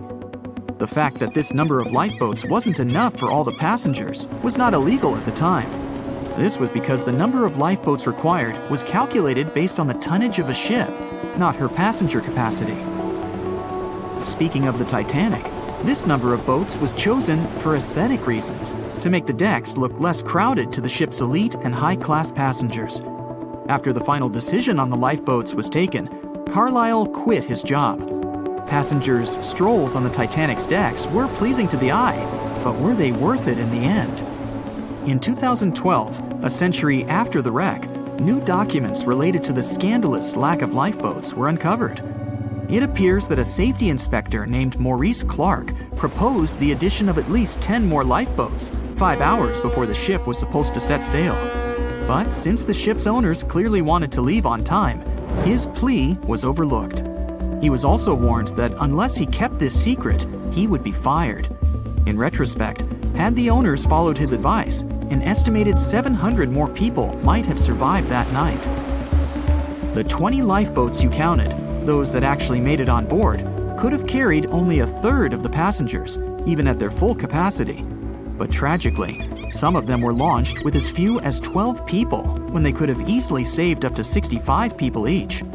To add to the disaster, the Titanic's crew members were not properly trained on using the lifeboat launching equipment. That's why the boats were launched slowly, improperly, and sometimes without the right supervision. Out of the 20 lifeboats, only 18 were set afloat correctly. Also, passengers were not informed about safety measures. A lifeboat drill should have taken place on the 14th of April, but the captain eventually canceled the event. One of the many myths surrounding the Titanic and its catastrophic ending is also related to the lack of the necessary number of lifeboats. There was no maritime law at the time that said women and children should get into lifeboats first. But it was a universally accepted custom in such types of situations as a shipwreck. Shortly after the Titanic had sunk in the icy Atlantic waters, rumors started to spread. It was said that some desperate men had resorted to dressing up as women in those final moments before midnight on April 14, 1912. They wanted to get a spot on the lifeboats and have a chance to save their lives. At the same time, there's little to no evidence that any of the male passengers of the Titanic had actually done this. In any case, what happened to those 20 lifeboats that were on board the Titanic after the ship hit the iceberg? What we do know is that all these boats were launched between 12:40 a.m. and 2:15 a.m., with a total of 718 people on board. By the time they were rescued by the RMS Carpathia at about 4 a.m. the same day, only 705 people had remained alive. It took the crew of the RMS Carpathia more than 4 hours and 30 minutes to pick up all the passengers and 13 of the lifeboats. This was as many as the rescue ship was allowed to carry. The rest of the now empty lifeboats were left adrift at sea. Those salvaged were later given back to the White Star Line, the British shipping company which operated the Titanic. Strangely, after being returned, they appeared to have vanished from official records. The last image ever taken of the 13 surviving lifeboats was of them getting unloaded in the New York harbor. Sadly, and ironically, that's where the Titanic was supposed to be on April 18, 1912. The lifeboats were then rid of their Titanic nameplates or any other markings that could have linked them to the ship. Some sources claim that the boats were eventually destroyed. But was this actually the truth? The fate of one particular lifeboat has been the source of much debate. Collapsible Boat A, the last one to leave the ship, was retrieved by the RMS Oceanic a month after the crash. At that time, it was a shocking 200 miles away from the spot where the Titanic had sunk. Also, in the boat, there was a wedding band engraved with the words "Edward to Gerda," a sad omen to a couple that were lost at sea after managing to escape the sinking Titanic. Later identified as Edward and Gerda Lindell, the couple was traveling from Sweden to the US to relocate. Some accounts claimed that Mr. Lindell did, in fact, make it to Collapsible Boat A, but his wife wasn't as lucky. Neither were ever seen again, and the wedding band was eventually sent to Gerda's father. The recovery of Collapsible Boat A was recorded in both photographs taken by the crew on board the RMS Oceanic and by a detailed handwritten account of a fellow passenger. They claimed that the lifeboat had looked more like a piece of wood carried by the waves than an actual boat. The first lifeboat to depart from the Titanic was Lifeboat Number 7. It was dubbed the Millionaire Lifeboat. It's rumored that the 12 passengers on board might have bribed the crew to row away to safety instead of allowing others to jump in. In 2015, some of the items recovered from this lifeboat, including a lunch menu, a ticket, and a letter from one of the passengers, were auctioned for up to $70,000 by a New York auctioneer. Soon after the Titanic catastrophe, it became mandatory for all ships to be equipped with enough lifeboats to carry all the passengers and crew. It's more likely that the Titanic lifeboats, being relatively new equipment at the time, were refitted to be used on other ships, such as the RMS Olympic, which was the Titanic's older sister. Some of them may have been sold off to private collections, or even left to rot. After all, they were seen as a source of bad luck, and most people were unwilling to use them again on other ships. Unfortunately, all the information about their whereabouts is hard to confirm now. No official statement from the owners of the lifeboats was ever given after their rescue. But although nothing appears to have remained of the original lifeboats, some full-sized replicas exist on display in museums in Falmouth, England, and Belfast, Northern Ireland. One of the few surviving White Star Line lifeboats did not, in fact, belong to the Titanic, but it did have a striking connection to the cursed ship. This boat is the restored Lifeboat 6 from the RMS Oceanic, which helped to recover Titanic's collapsible Lifeboat C. It was said to be owned by a private collector, but similar to the Titanic's lifeboats, we don't know anything about its location today. As for the nameplates and other identification marks of the lifeboats, the White Star Line seems to have kept them.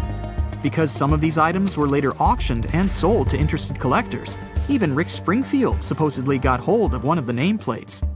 One particular nameplate was already missing by the time the White Star Line employees had reached the lifeboats.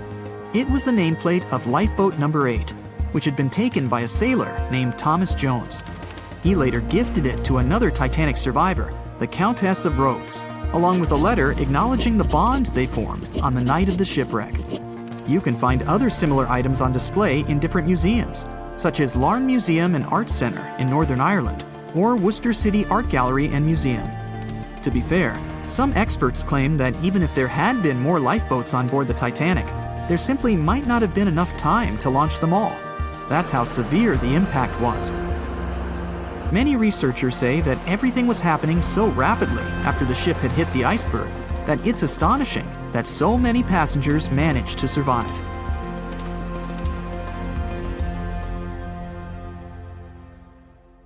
On the night of April 14th to 15th, 1912, the most modern and unsinkable ship collided with an iceberg and sunk.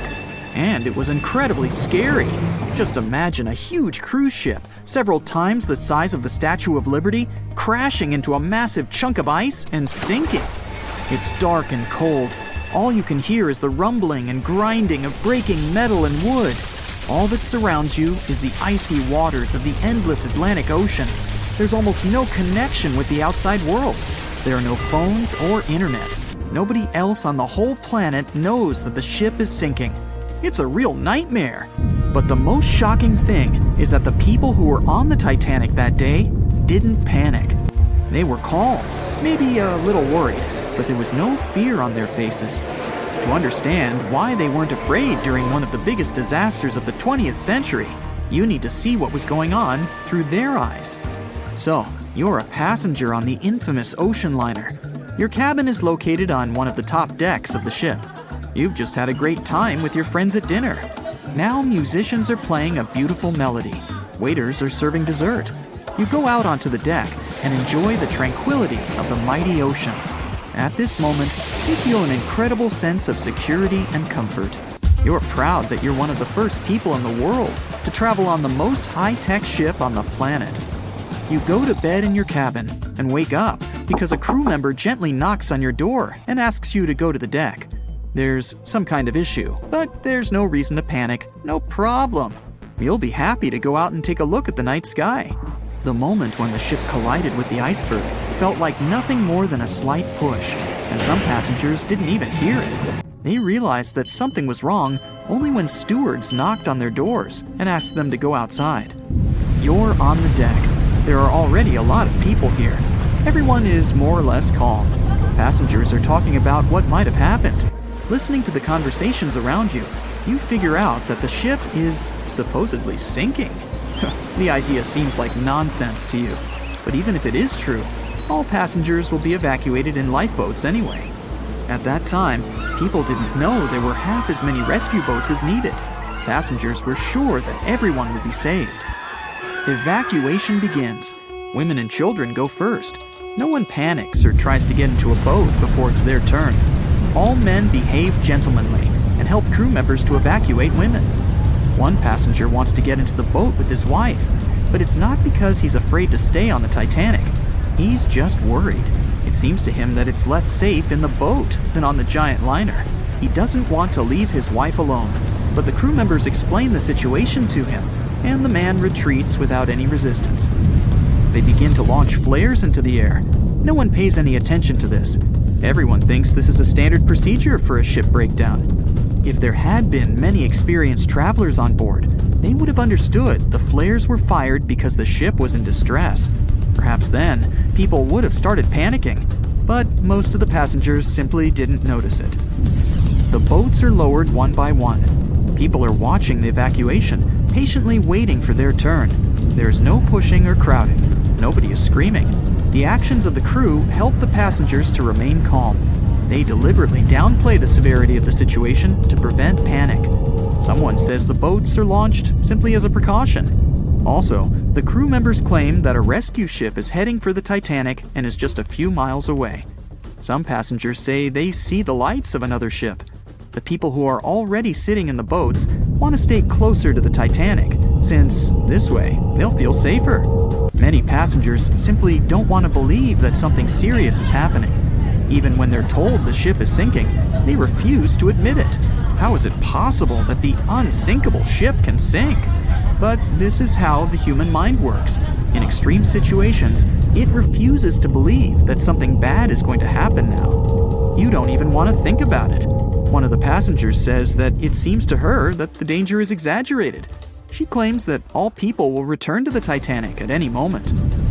Some passengers are afraid, and still, they don't want to leave the ship. Warm cabins and the safest ship in the world are here. The alternative is the ice-cold ocean and small, unstable rescue boats. Someone refuses to leave the ship because they can't find their baggage. Some passengers carry all their belongings with them. They don't want to leave them on the sinking ship.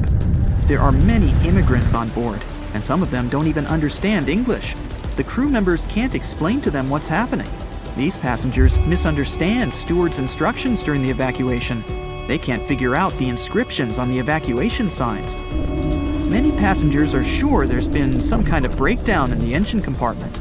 The problem will be solved soon, and the Titanic will continue its journey. People only start to realize that the ship is going down when it begins tilting forward and its rear part starts rising above the water. That's when those around you start panicking. Some jump into the water, others climb into the lifeboats without waiting in line. But in general, there's no chaos and hysteria. And this is despite the fact that there are about 1,500 people on the ship. Scientists claim that some of them never even left their cabins. Those people refused to leave their stuff behind and didn't believe that something serious had happened.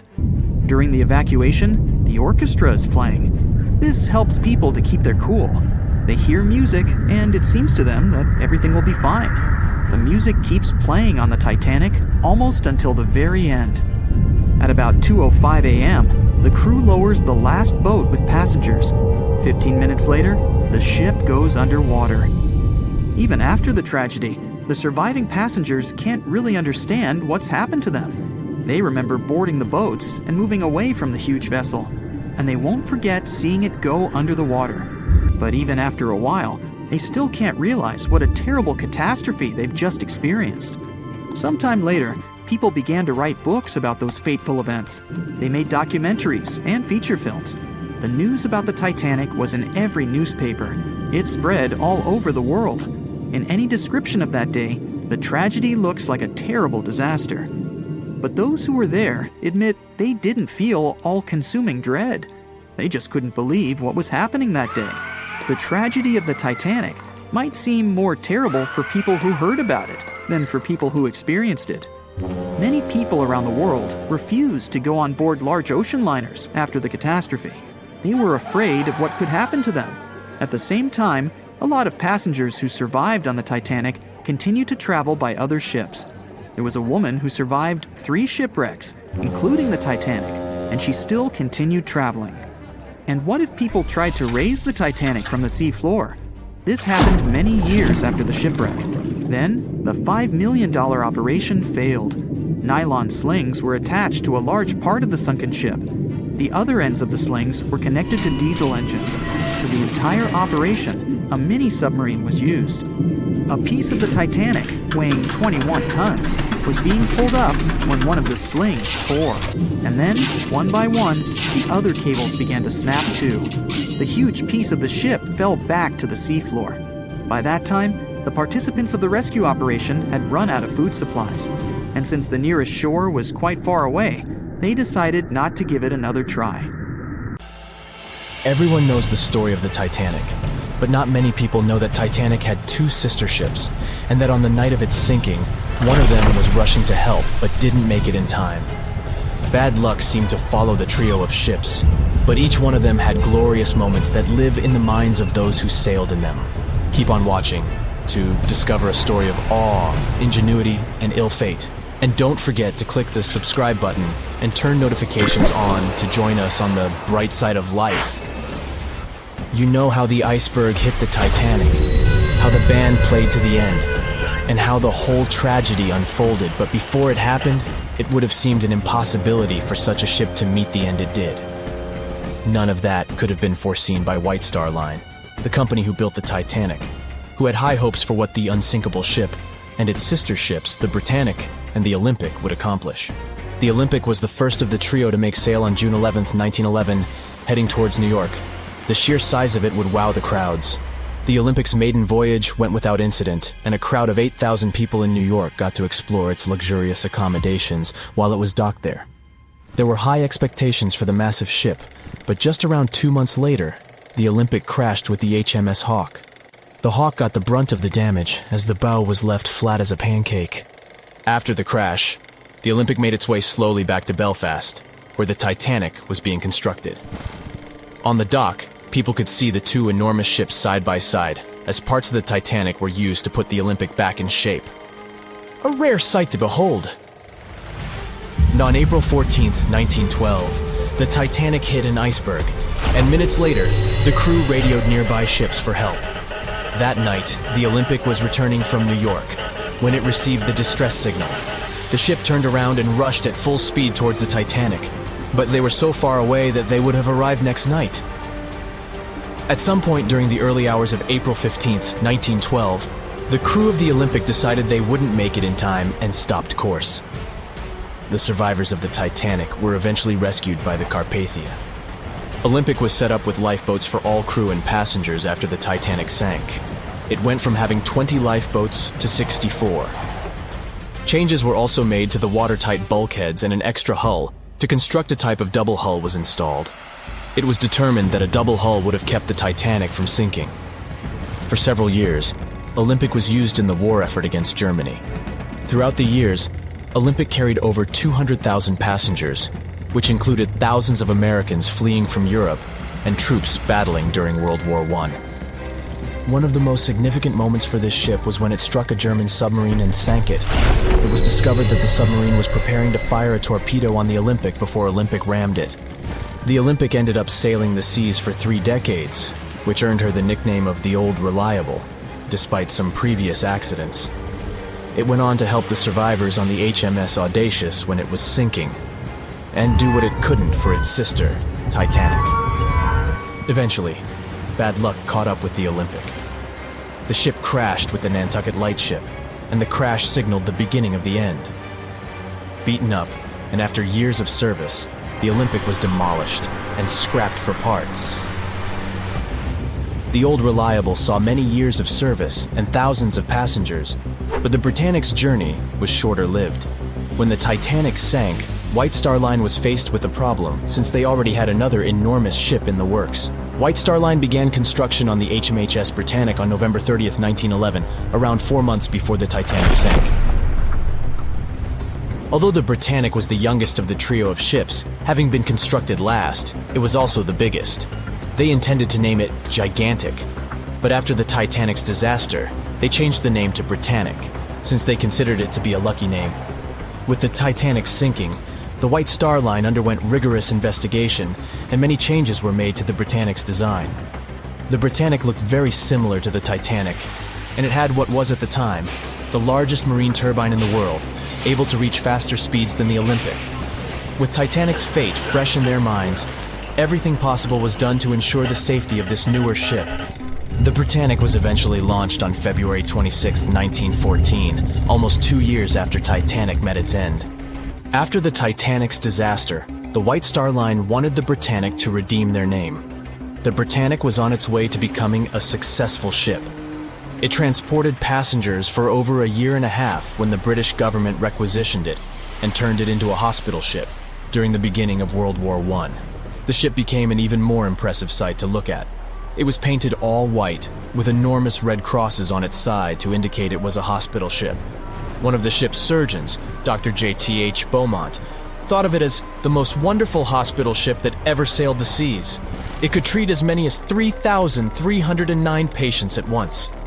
This is how the Britannic became His Majesty's Hospital Ship, or HMHS Britannic. Though the sight of this magnificent ship must have put a smile on a wounded soldier's face or two, the Britannic didn't operate for long. Just a year after it was turned into a hospital ship, the Britannic was making its way through the Aegean Sea to pick up wounded soldiers, when it was struck by a loud explosion. The passengers didn't know what had happened, but headed to the deck to disembark. It is unclear what hit the Britannic, but the general consensus is that it was struck by a mine left by a German U-boat, though some still believe a torpedo hit it. The captain tried to move the ship to a beach close by, but the ship was sinking fast. In the desperation, against the captain's orders, several crew members launched lifeboats and disembarked.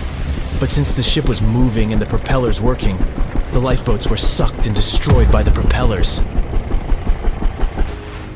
Though so much effort had gone in to ensure the Britannic was safer than the Titanic, whatever explosion occurred left the Britannic in the same dire condition as the Titanic in just 10 minutes. In a cruel twist of fate, it also sank in the ocean. Unlike Titanic's enormous death toll, only 30 people perished in the sinking of the Britannic, and over 1,000 survived. So many people survived because the accident happened in the morning, when the temperature of the water was warmer and the Greek island Kea was close by to offer help. In the end, the Britannic only sailed the seas for over 2.5 years. The bad luck that followed the Titanic and the Britannic and the accidents and demise of the Olympic was remarkable. But what was most impressive is that there was a woman who sailed on all 3 ships and survived. Violet Jessup was a crew member and nurse aboard the ships. She was there when the Olympic collided with the HMS Hawke in 1911 and disembarked safely. 2 years later, she escaped the sinking of the Titanic in lifeboat number 16, and she showed some women it was safe to board the lifeboats. You'd imagine that would be enough to keep her from ever getting on a boat again, but not for her. A few years later, she served as a nurse in the Britannic while it was used as a hospital ship. When the explosion occurred, Violet jumped overboard, was pulled under by the water, and hit her head on the keel but survived. Can you imagine her experience? She must have had nerves of steel.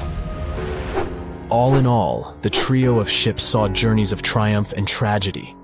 Ill fate might have followed them, but all the survivors were left with incredible stories to tell. So tell us, Brightsiders, would you have liked to have seen any of these ships in real life? Let us know in the comments section. Don't forget to give this video a like, share it with your friends, and click subscribe to stay on the bright side. The cause of the Titanic crash was an iceberg, or so we've always been told.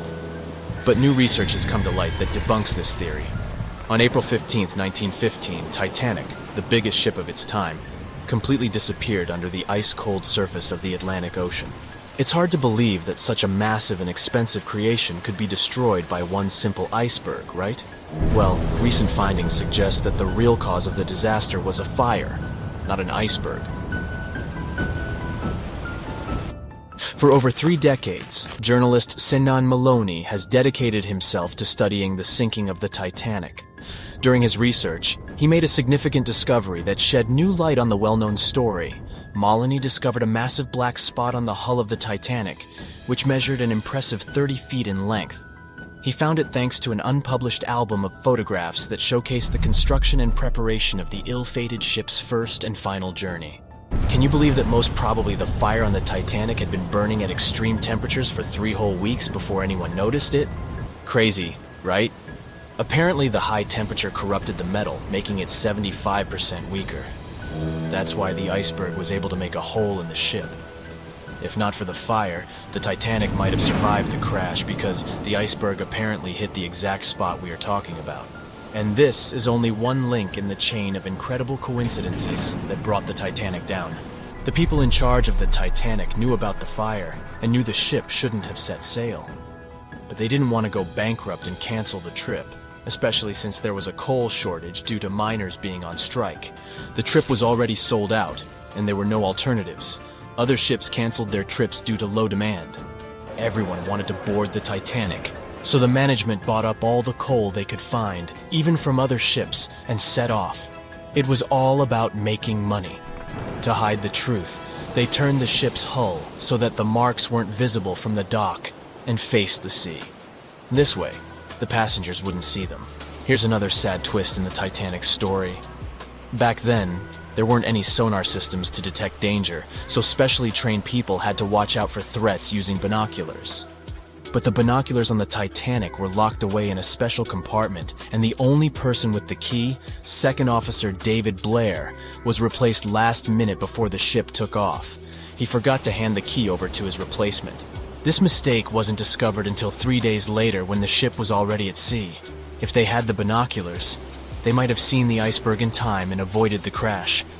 But even if they had the binoculars, they might not have been able to avoid the crash because the Titanic was going faster than it was supposed to. They were behind schedule and didn't want to ruin the ship's reputation, so they were going way beyond the speed limits the ship's construction could sustain. One of the biggest mistakes made on the Titanic was the decision to not include enough lifeboats. Even though the ship needed around 60 of them to contain all the passengers, it was only equipped with 20. The designer, Alexander Carlisle, had initially planned for 48 lifeboats, but this number was reduced for aesthetic purposes. Apparently, having too many lifeboats would have made the deck look too cluttered. These 20 boats were only able to hold a third of the passengers on board, which was not nearly enough to save everyone in the event of an emergency. What's even more shocking is that this number of lifeboats was technically legal at the time. Regulations for lifeboats were based on the tonnage of the ship, not the number of passengers. This means that even though the Titanic was carrying thousands of people, it still met the legal requirements for lifeboat capacity. Another serious mistake made by the crew was the decision to cancel the lifeboat drill scheduled for the day of the disaster. Lifeboat drills were standard practice on ocean liners at the time, but for no apparent reason, Captain Edward John Smith chose to cancel it. This meant that passengers were not prepared for an emergency, and the crew was not adequately trained to handle the situation. When the ship hit the iceberg, chaos ensued, and it took over half an hour to launch the lifeboats instead of the usual 10 minutes. Some folks put the blame on Captain Smith for the fact that the first set of lifeboats left partially empty. The very first lifeboat, which had seats for 65 people, only carried 27 passengers. There is an objective reason for this. At the beginning, people were reluctant to abandon the ship and didn't understand the gravity of their situation. In 2012, researchers uncovered that Captain Smith failed his initial navigation exam. Although he eventually passed, some people wonder if this could have played a role in the disaster. During the Titanic's final moments, the crew attempted to send out distress signals to nearby ships, including the Californian. However, the Californian failed to respond to the flares shot into the sky, and the captain ultimately lost his job as a result of this negligence. However, recent research has exonerated the captain and proved his innocence. It turns out that light refraction, caused by layers of cold air below warmer air, created mirages that distorted the signals from the Titanic. This phenomenon had been observed by other ships sailing in the area and is now believed to be the reason why the lookouts on the Titanic missed the iceberg completely. Historian Tim Malton supports this theory and has further contributed to our understanding of this event. It's unfortunate that the captain of the Californian lost his job due to circumstances beyond his control, but it's better late than never that his reputation is cleared. Whatever the reason for Titanic's crash was, it still keeps the minds of scientists busy to this day. But let's see what the buzz was all about. What made the Titanic so famous and unique? The Titanic was massive, standing at 175 feet tall and nearly 900 feet long. The ship was so enormous that even the officers took over 2 weeks to memorize all the decks and passageways. You could be walking miles along its corridors. The construction cost of the ship was a whopping $7,500,000, which would be equivalent to about $166 million in the mid-2010 ES, due to inflation. Interestingly, the production cost of the Titanic movie in 1997 was even higher at $200 million. Building the Titanic was no small feat, and it required a labor force of 3,000 men who worked 6 days a week for 26 months. The job was difficult and dangerous, and workers had to complete tasks at the height of a 20-story building without safety ropes. Nevertheless, they were paid a competitive wage of £2 a week, which was considered good pay at the time. The inside of the Titanic was inspired by the luxurious Ritz Hotel in London.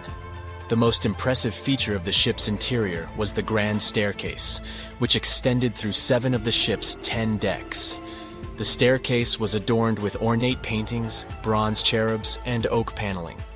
The first-class passengers had access to an impressive array of facilities, including a heated swimming pool, Turkish bath, gym, squash court, beauty salon, and even a stylist to help them prepare for dinner.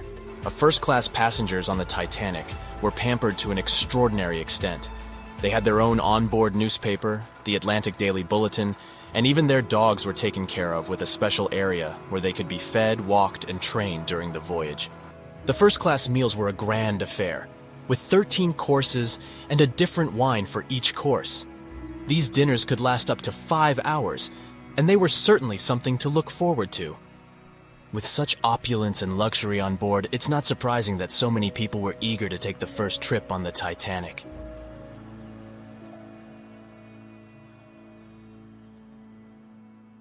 No one could ever have imagined that the unsinkable Titanic would collide with an iceberg, except for one man, William Thomas Stead. Well, not directly, of course. It's not like he jolted out of bed one day, envisioning the fall of the Titanic.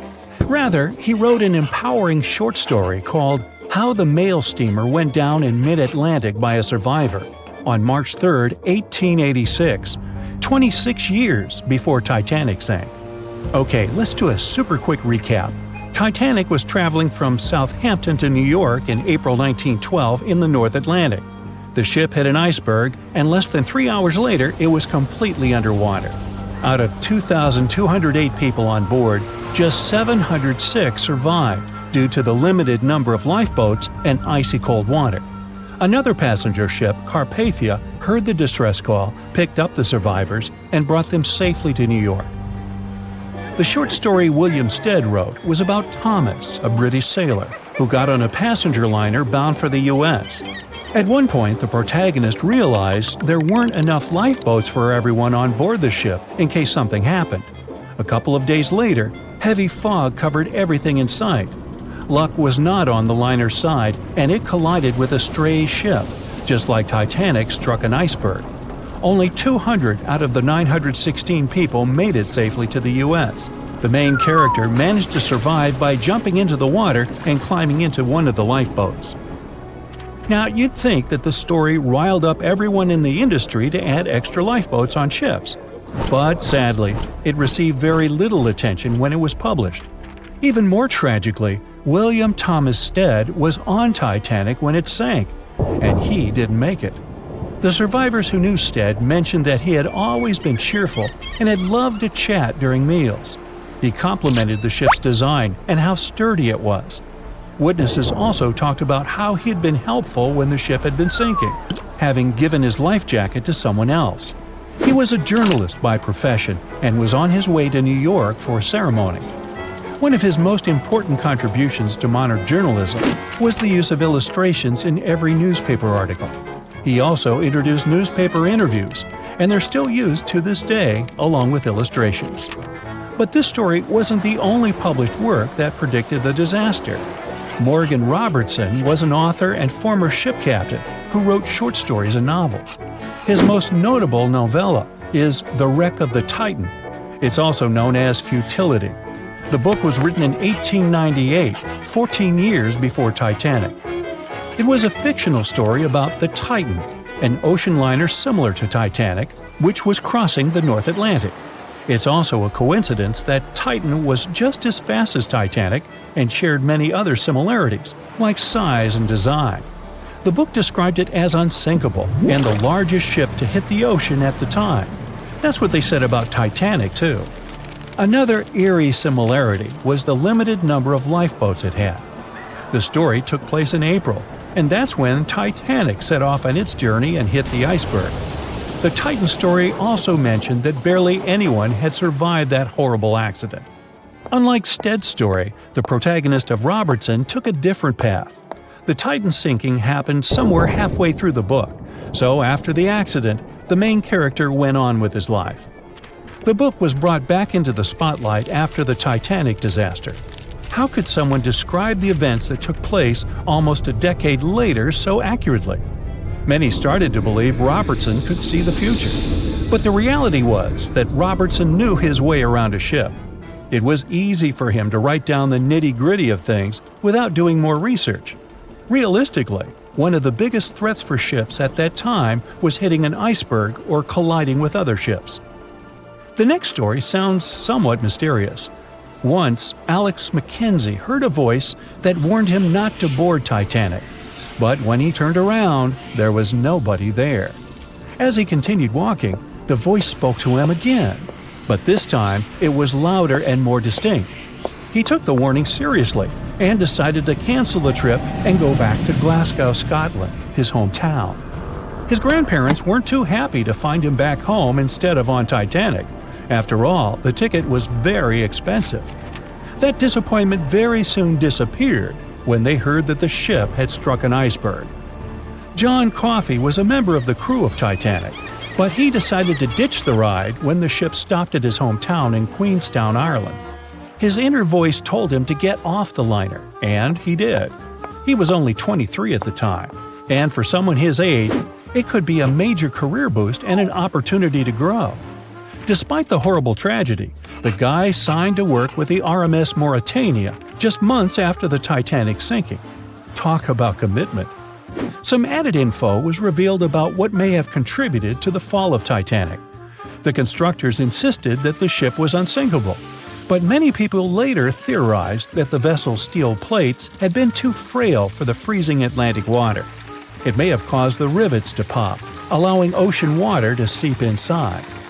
Another theory is that there may have been a fire in the hull of the Titanic that had been raging for 3 weeks before the voyage.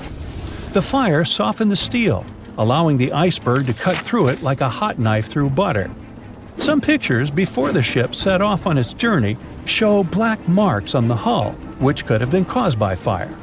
Either way, the iceberg would have caused significant damage in any case, no matter if there was a fire or not. Some people also blame those who designed the Titanic. The ship was built with large joints at the bottom, which probably snapped easily during the collision. Of course, these are all theories, but we know for a fact that the iceberg was the main character of this drama, and that the works of Stead and Robertson should have been taken seriously. Either way, this should be a lesson for the future, helping to prevent similar tragic accidents. By the way, ocean liners and passenger ships wouldn't exist if it hadn't been for Thomas Newcomen. In 1712, he invented a steam engine that was so strong it could produce enough energy to power a ship. And a century later, in 1819, the first steamship traveled across the Atlantic Ocean to Liverpool, UK. It only took the vessel 29 days to cross the ocean. The passenger ship industry boomed in the early 1900s when it became easier for people to move to America or go on holidays. As decades rolled by, the use of aircraft stole the spotlight from passenger ships since planes were faster and more efficient. Nowadays, it's quite rare for a passenger ship to collide with anything in open water. Modern technologies can detect anything that can pose a threat and even predict stormy weather. Cruise ships these days are giants compared to the vessels of Titanic's era. Modern ships can carry almost twice the number of passengers and have amenities folks back then could only dream of. Most cruise ships these days have several restaurants to choose from, multiple swimming pools, and game rooms to catch a break. If you're in the mood for some fun, you can watch live performances. Don't forget about the helicopter pad, because why not? Don't worry if you start feeling unwell. The in-house doctors are always there to help any passenger in need. And these ships are only going to get bigger. Putting Titanic and a modern cruise ship side by side is like comparing a Corgi to a Doberman. Back then, Titanic was the biggest and most cutting-edge vessel anyone could dream of. So, who knows what the future of cruise ships can hold? We might even have entire cities floating around. That would be a really big boat. Back when it was built, the Titanic was one of the largest and most luxurious passenger ships, with high-class features like a grand staircase, a swimming pool, and a gymnasium. People thought it to be unsinkable because of its advanced safety devices. Its tragic sinking on its maiden voyage in 1912 proved it wasn't at all the case. It wasn't until 1985 that the Titanic's wreck was finally rediscovered using state-of-the-art sonar technology. Ever since, thousands of items have been recovered from the Titanic, many of them being put on display or sold for auction. Things like jewelry, a life jacket, a menu from the ship's restaurant, or even a sample square of carpet from the first-class stateroom have all baffled the public and told stories of the many on-board people. Scientists have even tried to come up with strategies to get the Titanic back up. Not because they want to put it up for display, but so it can be properly studied, and more importantly, to stop it from getting more and more damaged at the bottom of the ocean. Some have suggested filling the wreck with ping pong balls to make it float, while others even considered injecting it with 198,000 tons of Vaseline. Another creative solution was proposed, the idea of using a giant claw or scoop to lift the Titanic. Nobody came up with this device. Using 500,000 tons of liquid nitrogen to trap it in an iceberg that would float to the surface was also considered, but all these potential strategies had to be eventually let go, since the Titanic is way too fragile to ever be recovered. As the Titanic's iconic bow railings are in danger of collapsing, metal-eating bacteria continue to chew away at the ocean liner's wreckage. An undersea exploration company plans to gather data about the ship's deterioration in annual expeditions. They hope this will help them learn more about the Titanic, and also more about the ecosystem that shipwrecks create. The over 100-year-old ocean liner is also being damaged by deep-sea currents daily. Some experts predict that the ship could disappear in a few decades due to holes in its hull. The deck that passengers crowded on as the ship sank has caved in, The gymnasium near the grand staircase has also fallen in, and a 2019 expedition found that the captain's bathtub, which became visible after the outer wall of the captain's cabin fell away, is no longer there. Those annual expeditions also gather data about the creatures living at the site, including crabs and corals. Surprisingly, many species have only been seen there at the Titanic wreck, so scientists are curious to find out more about them. The most famous out of all these creatures is the Halomonas titanicae. It's a bacteria, and it was discovered on the wreckage of the Titanic. What's interesting about this creature is that it's able to thrive in extremely salty environments. It's also been resistant to several antibiotics, unlike other types of bacteria. It's probably because of this superbacteria that the deterioration of the ship's iron hull happened so fast. The expedition will also look at the debris field and its artifacts. On the site, there are still traces of little personal items like clothes and luggage. One of the most interesting stories about Titanic artifacts is that of the passengers' shoes. Most of the Titanic items that have been lost at sea deteriorated or disappeared completely. But not the shoes. They seem to be able to resist the harsh conditions. On top of that, the leather in most shoes is perfectly preserved, probably because of tannin, a substance used in the tanning process of leather. It helped the shoes resist the damaging bacteria found underwater. All this exploring might have gotten you all excited. If that's the case, I have some good news to share. You might even be able to join the expeditions. To personally explore the Titanic, you have to plan ahead and apply to be a mission specialist with OceanGate, the company responsible for the journey. However, this experience does come with a high price tag of $250,000. Despite the cost, this once-in-a-lifetime experience is in high demand because of the limited spots available. If you can afford the exploration, you will have the chance to collaborate with renowned specialists in marine biology, oceanography, the Titanic, DNA, and the deep ocean. Accommodations and meals on the dive support vessel are also included, as well as training and guidance from specialists before and during the mission. Lastly, you don't even need to bring your own gear, as the expedition equipment is included as well. Sure, ships have evolved and modernized over the years, and these days we have technology that is way better than that available on the Titanic. But this ship remains an amazing piece of history because of its many unusual features, like the fact that the Titanic's whistle was loud enough to be heard over 11 miles away, or the fact that the ship's hull was painted with a special mixture of red lead and linseed oil, which was believed to be effective in preventing the growth of seaweed and other marine organisms. However, despite popular belief, the ship's iconic fourth smokestack was not functional and was only used for ventilation and aesthetics. Probably one of its biggest flaws was its number of lifeboats. Despite its size and luxury, the Titanic only had 20 lifeboats on board, which were not enough to save all of its passengers and crew once it hit the iceberg. The Titanic may be the most famous shipwreck, but it's not the only one.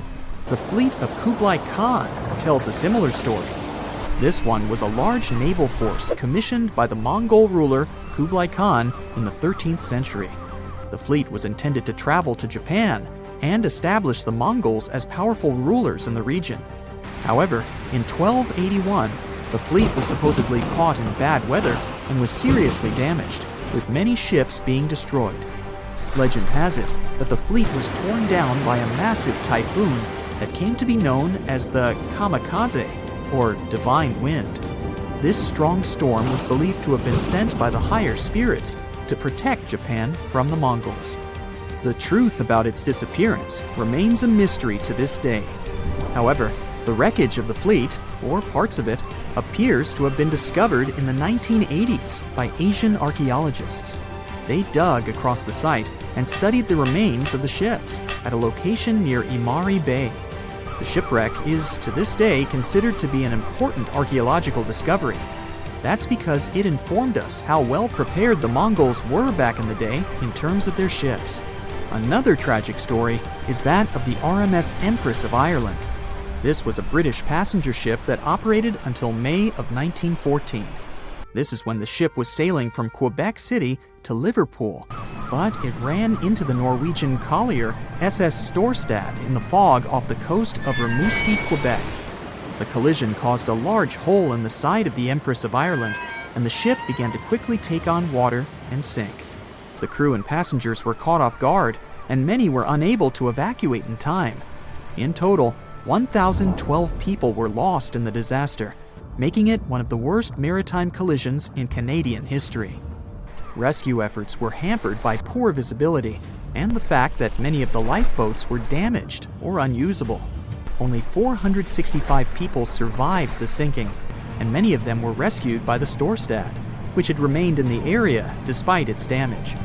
The sinking of the Empress of Ireland was a national tragedy in Canada, and it led to changes in maritime safety regulations and the establishment of a Coast Guard.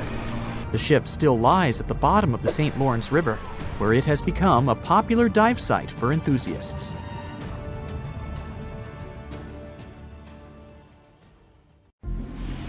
Have you ever wondered how much of the Titanic is left these days? Now, if you haven't been living under a rock, you probably know that it's been over 100 years since the world's most famous ship turned into a wreck.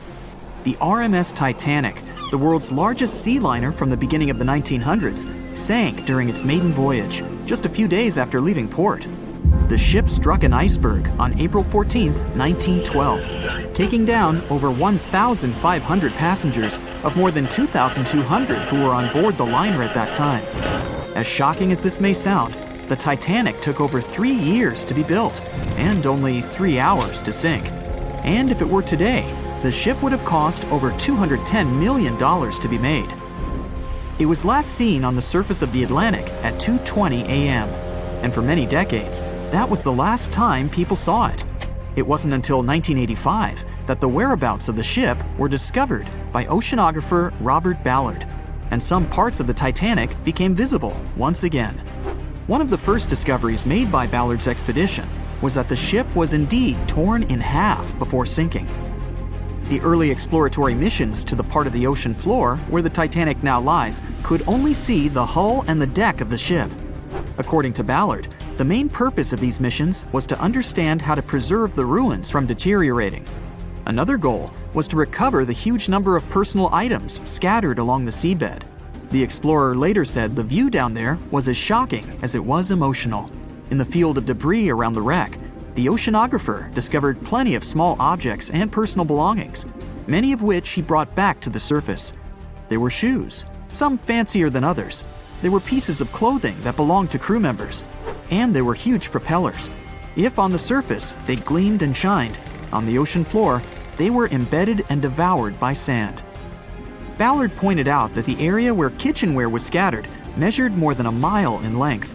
There were enough plates, pots, and pans to fill up an entire industrial kitchen. For the first time ever, 3D animation footage reveals exciting images. The simulations show the Titanic's evolution from when she first set sail in 1912 until the state of her ruins today. But simulations weren't enough for deep-sea explorer James Cameron, who envisioned traveling to the heart of the wreck for the first time ever in the history of the ship. Yep, the same James Cameron who happens to be the director of a very famous movie about the ship. He has now dived 33 times to visit the wreck of the Titanic. Here's some fun trivia for you. The director says that his true passion has always been the ocean, and that ever since he was a kid, he wanted to study the sea. Directing, let's say, just happened to be his day job. And when the possibility of directing Titanic appeared, he said yes, just so that he could go and check out the ruins of the ship in real life. Now back to the wreck. According to James Cameron, it wasn't enough for researchers to access only the exterior of the ship. They needed to go inside, analyze and photograph what was left of the pompous interiors of the world's once biggest sea liner. Cameron piloted an innovative robot vehicle equipped with cameras. It helped the man to reveal spaces in the Titanic that no one had ever seen before since the ship touched the bottom. Turkish baths, for instance, still had their tiled walls standing up almost in all their entirety. These baths were exclusively for first-class passengers. They were located right next to the swimming bath and the third-class dining room, and were designed in the Moorish style. People resting there could get heating blankets, and ask waiters to bring them anything they needed. If the pictures from before the disaster were astonishing, they carry a different kind of wow factor now, when everything you see in them is hidden underneath the surface of the water. Another shocking discovery was the ship's mast. If we look at the Titanic in its pre-sinking glory, the mast calls much of one's attention. Located on the bow of the huge ship, the mast held together the transmission cables for the Marconi system, a system of wireless telegraphy. That's also where the British merchant flag the Titanic flew was located. The mast stood at the height of a bit more than 100 feet and was equipped with a crow's nest. Nowadays, the mast is unrecognizable. Attacked by corrosion, it collapsed. The crow's nest broke apart too. Now we can see why the modern-day Titanic is a real treasure for deep-sea explorers. But as the wreck of the ship lies at an approximate depth of 12,500 feet, sunlight is non-existent there. So, piloted missions depend on high-end technological equipment to survey the area. Why do you think the Titanic went missing from the public eye for over 70 years? Well, because at that time, technology wasn't advanced enough for people to go down there, as well as bring back good footage of the wreck. Filmmakers were the ones who drove this technology to its advance by trying to film underwater. They began by building boxes to put their cameras inside. And now, deep-sea photography is highly advanced and allows us to marvel at the awesomeness of underwater life. Of course, taking pictures under the sea is no easy feat. For one thing, to withstand that crazy underwater pressure, submarines need to be really strong and have thick walls, no thinner than 11 inches. Plus, explorers need to understand how to film and photograph when there's almost no light around. There was another thing that made documenting the Titanic even more difficult. When the wreck of the ship was rediscovered by scientists, it was covered with red-colored rusty bacteria that made it even harder to take good pictures. As it happens, the color red does not reflect well underwater, which is unfortunate for photographers. For this reason, human-operated vehicles that go down to tour the ruins are equipped with powerful lighting devices. When you see some parts of the ship from afar, they look as if reddish-brown wax has been dripping all over the Titanic's ruins. But in reality, these icicle-shaped structures are colonies of microorganisms. When the ship sank, it brought down with it an enormous amount of bacteria that hadn't existed at the bottom of the ocean before. But now, these bacteria, together with the extreme conditions at the bottom of the ocean, have turned into a disastrous combination for the ruins of the ship. These red colonies of microorganisms actually feed off of iron and steel, which is basically all that is left of the Titanic. One kind of those microorganisms are bacteria called Halomonas titanicae. They can eat up to 220 pounds of iron per day.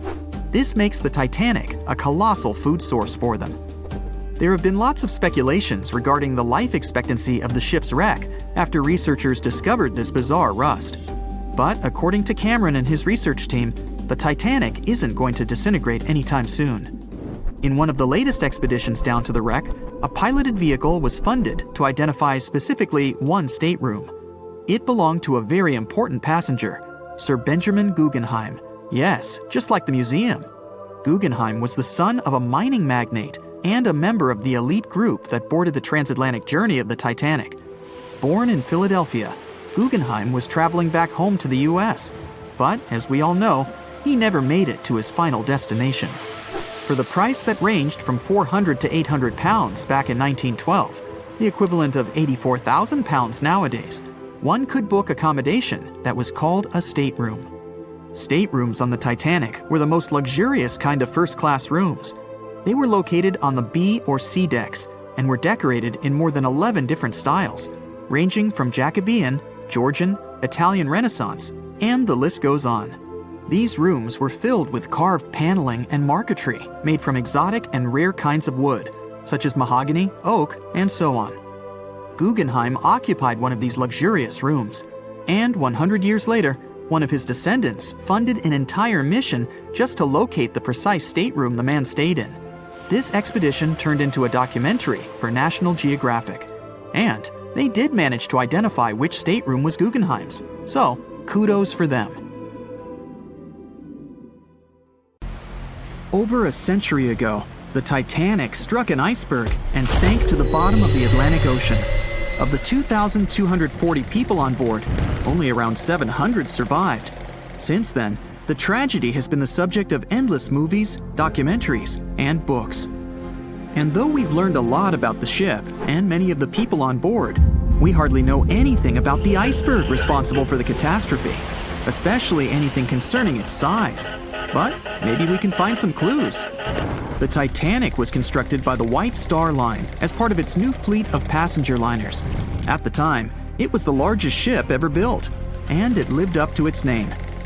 The ship was 883 feet long, equal to 2.5 soccer fields placed end to end, and 175 feet tall, which is close to 10 giraffes standing on top of one another. From the waterline to the deck alone, the boat was 60 feet high. That's close to the height of a 4-story building. The Titanic was big enough to have veranda cafes, a restaurant, a reading and writing room, a Turkish bath, a gym, and squash courts. There was even space for a swimming pool. The liner could carry a total of 3,300 people, including 2,435 passengers and 900 crew members. Although luxury was important, safety was paramount. The Titanic had been designed to have 16 watertight compartments below its deck. If the ship's hull was somehow compromised in an accident, up to 4 of these compartments could take on the water, while the remaining 12 would keep the ship afloat. Philip Franklin, vice president of the White Star Line, said this was what made the ship truly remarkable. It's believed that the man said, "There is no danger the Titanic will sink. The boat is unsinkable, and nothing but inconvenience will be suffered by the passengers." He was so very wrong. The ship left England for its first and last voyage on April 10, 1912. And all it took was a single iceberg to bring that mighty vessel down. Icebergs are fascinating. They are formed during a process called calving, when large chunks of freshwater ice break free from glaciers and float away into open water. They eventually melt away and disappear.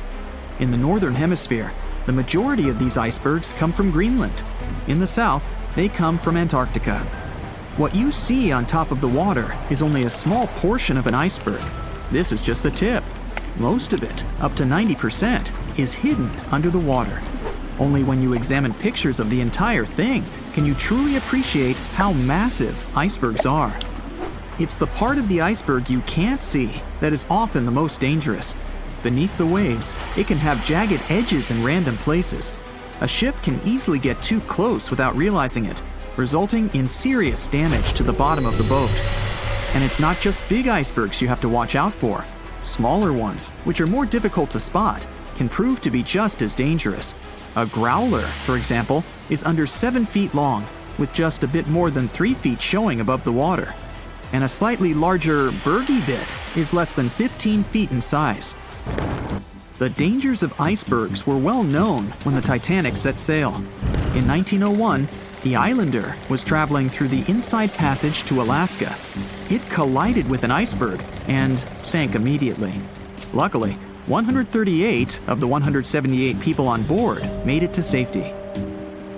Back then, there wasn't any special equipment for detecting icebergs. The best tool was your eyes.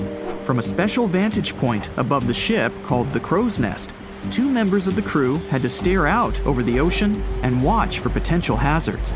The crow's nest was located at the front of the ship, 49 feet above the deck. It was attached to the mast. From this height, a person had a good view of the ocean. If they saw anything suspicious, they could ring a large bell to sound the alarm.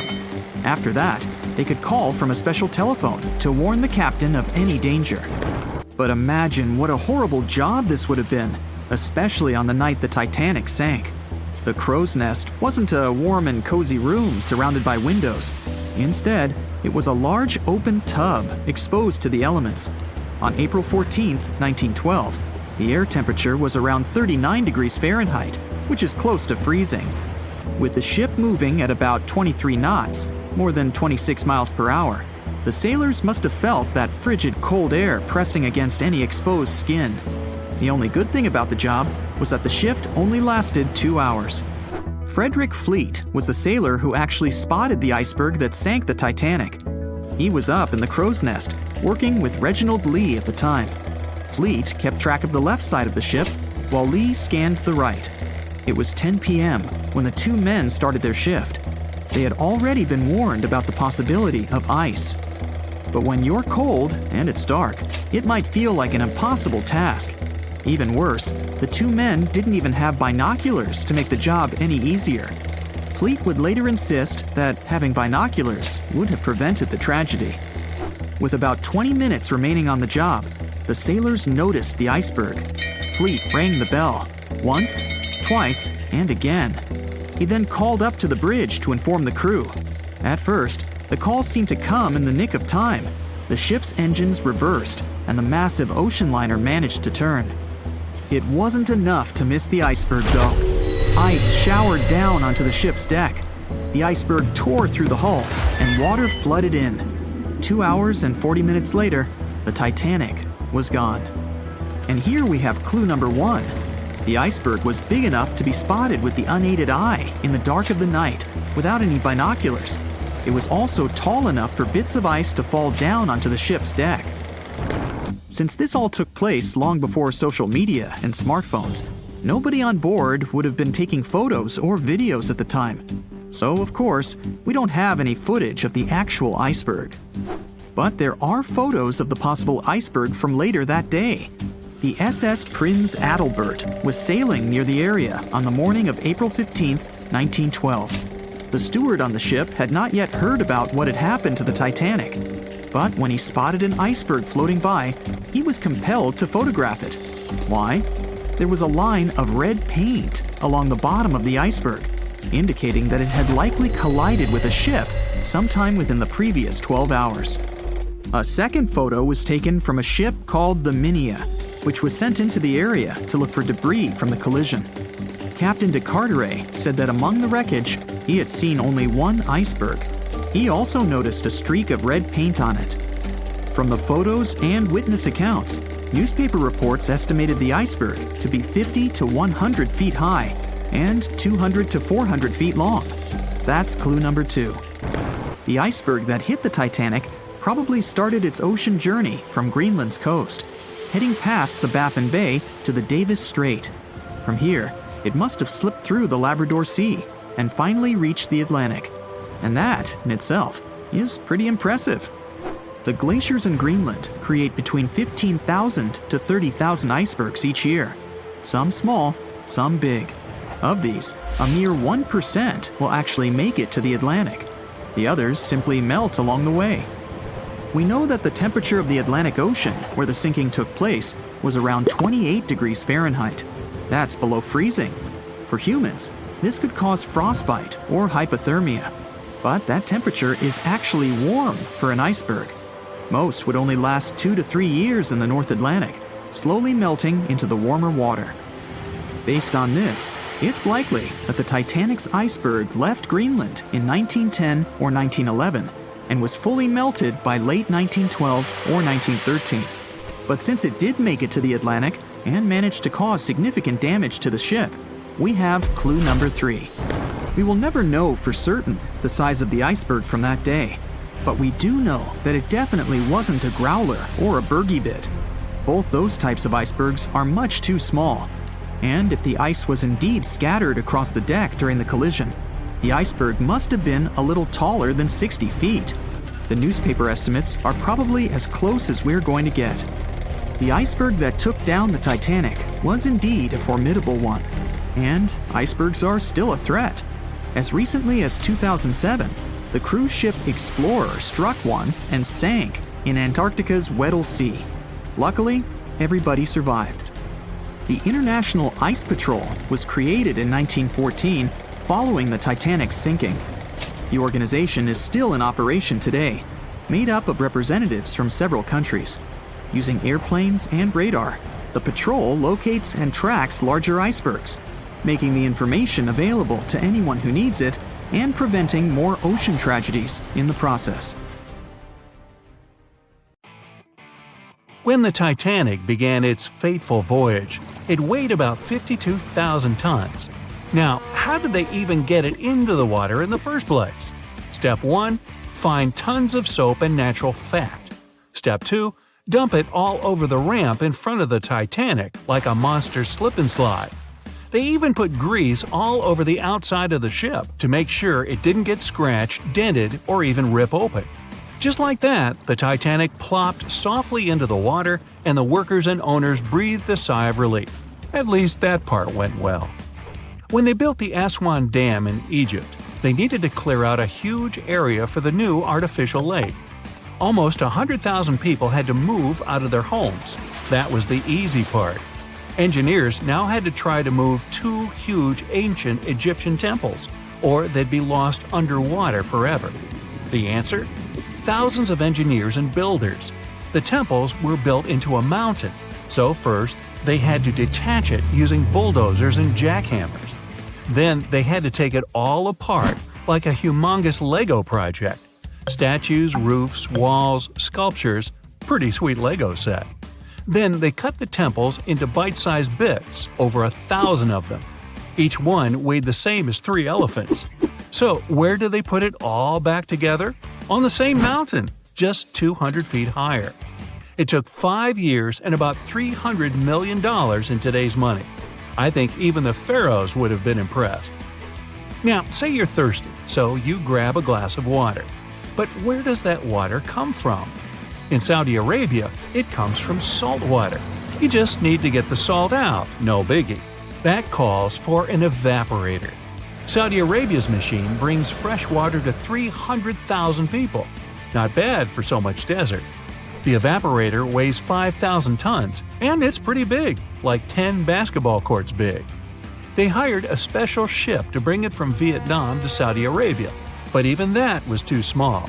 After making the ship a little bigger and making a successful cross-continent journey, the evaporator finally touched down in the Middle East. Then it was easy. Just grab 30 tractor-trailers and pull. Pretty impressive, but the largest thing ever moved on Earth is way bigger. Enter the Norwegian Troll gas production platform. It weighs more than the Titanic and is way taller than the Empire State Building. But the engineers weren't scared, even though they had to drag the thing 120 miles from shore. They hooked up 10 powerful boats and pulled it along for a week. That thing cost $1 billion to make, so they had to be careful.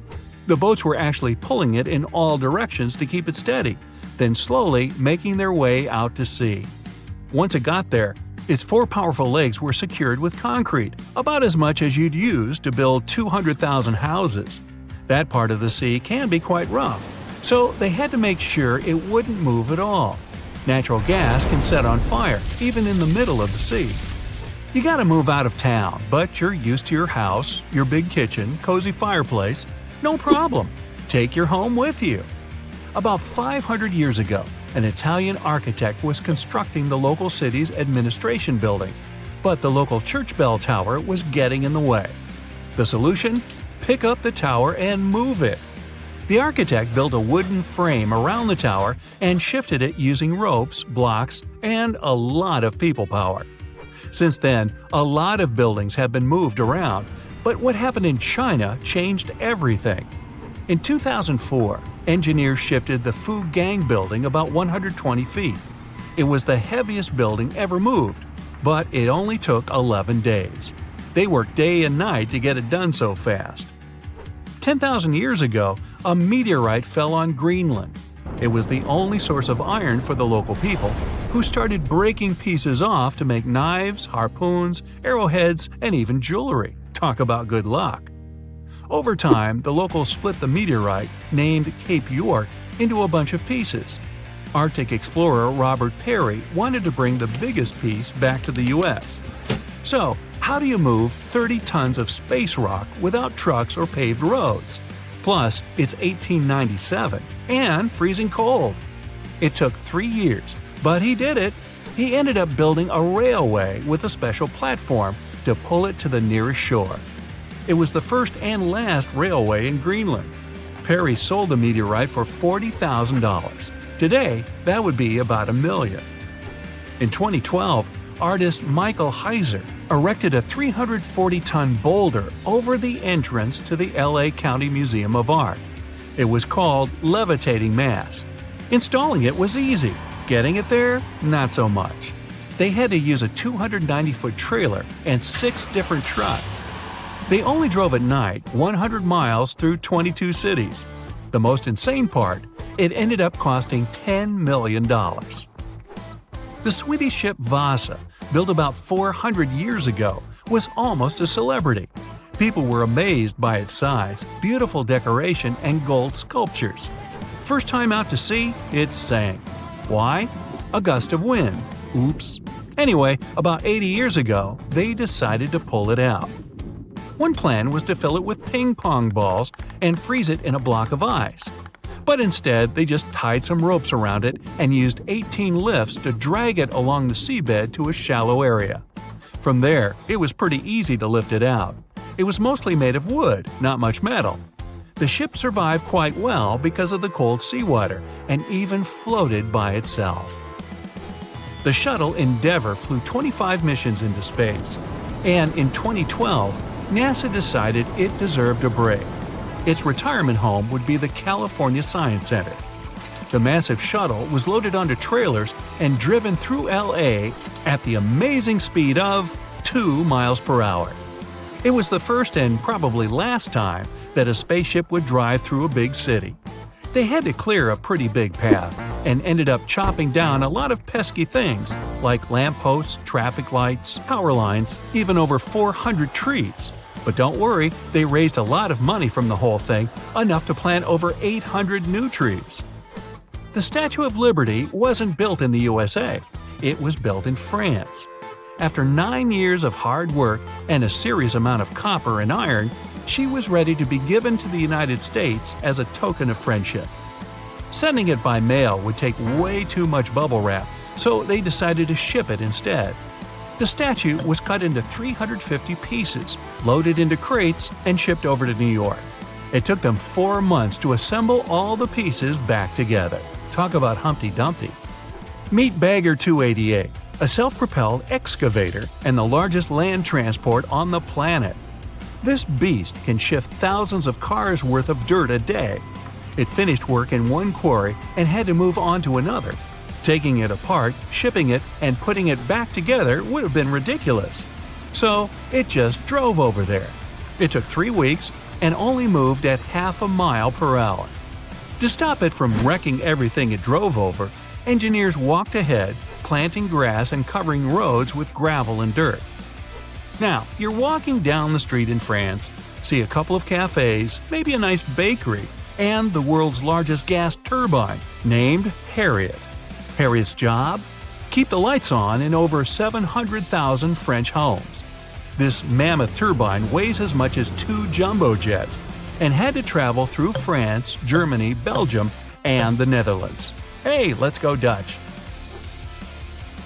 The Great Pyramid of Giza in Egypt is made up of more than 2 million huge blocks of stone. No trailers, no tractors, just some good old-fashioned muscle power. Each block weighs more than 2.5 tons. That's like 30 of me. These guys didn't even have strong metals like iron or steel. They mostly used pieces of wood and stone hammers. The year was 1854, and the SS Arctic, the fastest passenger liner of its time, set out to cross the Atlantic. As it sailed through the misty veil, it slowly disappeared into the unknown. The Collins Line, an American shipping company, was started in 1818 and only began seriously trading in the transatlantic by 1835. Its steamships crossed the Atlantic from Liverpool to New York within just 10 days. Doesn't sound like a great speed today, I know, but back then, the same thing took other ships several weeks. Light on the water with their wooden hulls, powering through with a strong steam engine, those steamships were the favorite choice for many high-profile people. What could go wrong with such an advanced ship, they thought. This reminds me of some other ship everyone believed to be unsinkable. But anyway, back to the Collins Line. It grew to be a serious contender on transatlantic routes, with only one other competitor, the Cunard's Line. It was a British company also aiming to be the main force through the Arctic Passage. In 1835, the company received a new ship that traveled to Liverpool and came back to New York with the largest cargo ever at that time. From then, the Collins line was steadily growing. It seemed like there would only be future successes for it. Unfortunately, their lavish ships became costly to run with the amount of coal used. Massive power along with weak wooden hulls meant they needed many repairs after each voyage. So, every trip ended up being expensive. But since the ships were safe and had a great reputation, people were willing to pay the price, and the company was definitely not in crisis. They had achieved something no one had managed to do before them. Like I told you, their ships crossed the Atlantic in a whopping 10 days, and Edward Collins, the owner, was very determined to maintain the pace. Their 5 ships easily outran the Cunard's line of only 3. With this great praise, it provided more attention. Though the Cunard's ships were slower with their iron hulls, they believed there was still profit, regardless of how slowly they sailed. Among Collins' ships, the Arctic, the third of them to be launched, was the largest, reaching 284 feet long, with 2 side-lever steam engines, each with 1,000 horsepower. The paddle wheels made 16 revolutions a minute when at full speed. At the time of its launch, the press called it the most stupendous vessel ever constructed in the United States. But glamour and fame couldn't avoid what would come next. On the 27th of September, the Arctic was on its journey from Liverpool to New York, continuing a speed pace through the thick fog. It's possible that by that moment, after 4 years of record-breaking trips, the crew became overconfident with their sailing and the ship. Going only 50 miles from Newfoundland, they carelessly continued through the fog with no radio contact, sonar, or any other form of identifying objects, equipped only with Morse code. A smaller ship, the SS Vesta, which operated as a fishing vessel, often worked around Newfoundland. It was passing through the same path as the Arctic and crashed into its side. Shocked by the collision, the captain of the Arctic offered help to the much smaller Vesta, but it was soon clear that the damage that seemed minor on the Arctic was far worse. Beneath the waterline, a hole was letting water into the hull. The cost of the much faster wooden hull now seemed less valuable. They steered toward land, trying to plug the holes, but they weren't doing so well, and the seawater continued to pour in, filling up higher and pushing the ship down. And finally, once the engine room was full, it put out the boilers, taking away the massive power the Arctic was once legendary for. They moved slowly until coming to a complete stop. The ship continued to sink, and the order was to abandon it. At the time, maritime law allowed for the Arctic to carry only 6 lifeboats, only capable of saving 180 people.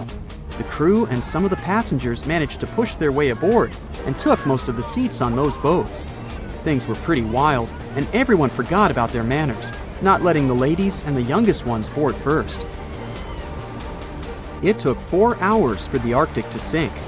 150 crew and 250 passengers were on board. Those that weren't able to find a lifeboat made a desperate attempt to build their own rafts from parts of the ship. 2 days later, only 3 boats made it safely to the shore. The other 3 were never found. Believe it or not, the rescue party also saved some people that had been clinging to the wreckage for 2 days. Unlike the crew, the captain went down with the Arctic, but amazingly survived. He would be only one of 85 people that made it, out of the 400 on board. When the news arrived 2 weeks later, the public responded with great sadness to the losses. Great anger soon followed towards the poor safety measures in the crew. The press published demands to change the laws for more lifeboats. It only made sense to have enough for every person on board a ship. But they ignored those requests. This neglect would lead to more disasters in the future. Enough lifeboats would only come into maritime law some 60 years later, after the disaster of the Titanic. Edward Collins' wife and 2 children were also aboard the ship and didn't return. He was heartbroken, but didn't stop running his business. The Collins Line still had a reputation to uphold, the biggest, fastest, and most luxurious on the Atlantic. Edward Collins would now build an even better ship than any other. It was named the Adriatic, and it was the largest ship in the world, 354 feet long. With two alternating steam engines that had never been built of this size. These steam engines at the time were at the height of engineering, though today you can only see them in models and toys. With the new addition of two masts, the Adriatic would also be able to sail if needed. Luckily, they made some lessons from the disaster of the Arctic. But before their new ship, the Adriatic, was built, another disaster had occurred. The sister ship of the Arctic had also sunk. They believed this second ship was desperate to stay in front of the Cunard's line and hit an iceberg somewhere during the race. This weird contest took the lives of 141 people. The desperation of Collins and his weakly built hulls pushed the company towards bankruptcy in 1858. The newly built Adriatic, costing over $1 million, had only made one voyage in the end. And even that voyage was considered a disaster. The ship collided with a tugboat. It still managed to finish its maiden voyage at a suitable time. After the company had gone bankrupt, they had to sell the ship for only $50,000. They removed the great giant engines, replacing them with only sails. Although it was once the greatest ship on the high seas, it was only 30 years later until it was abandoned, labeled irreparable, and anchored in a river. The other remaining ships were also sold and only used for parts. Edward Collins left the industry altogether, seeking work on dry land instead. As the Collins Line was no longer in the mix, the Cunards would grow in strength.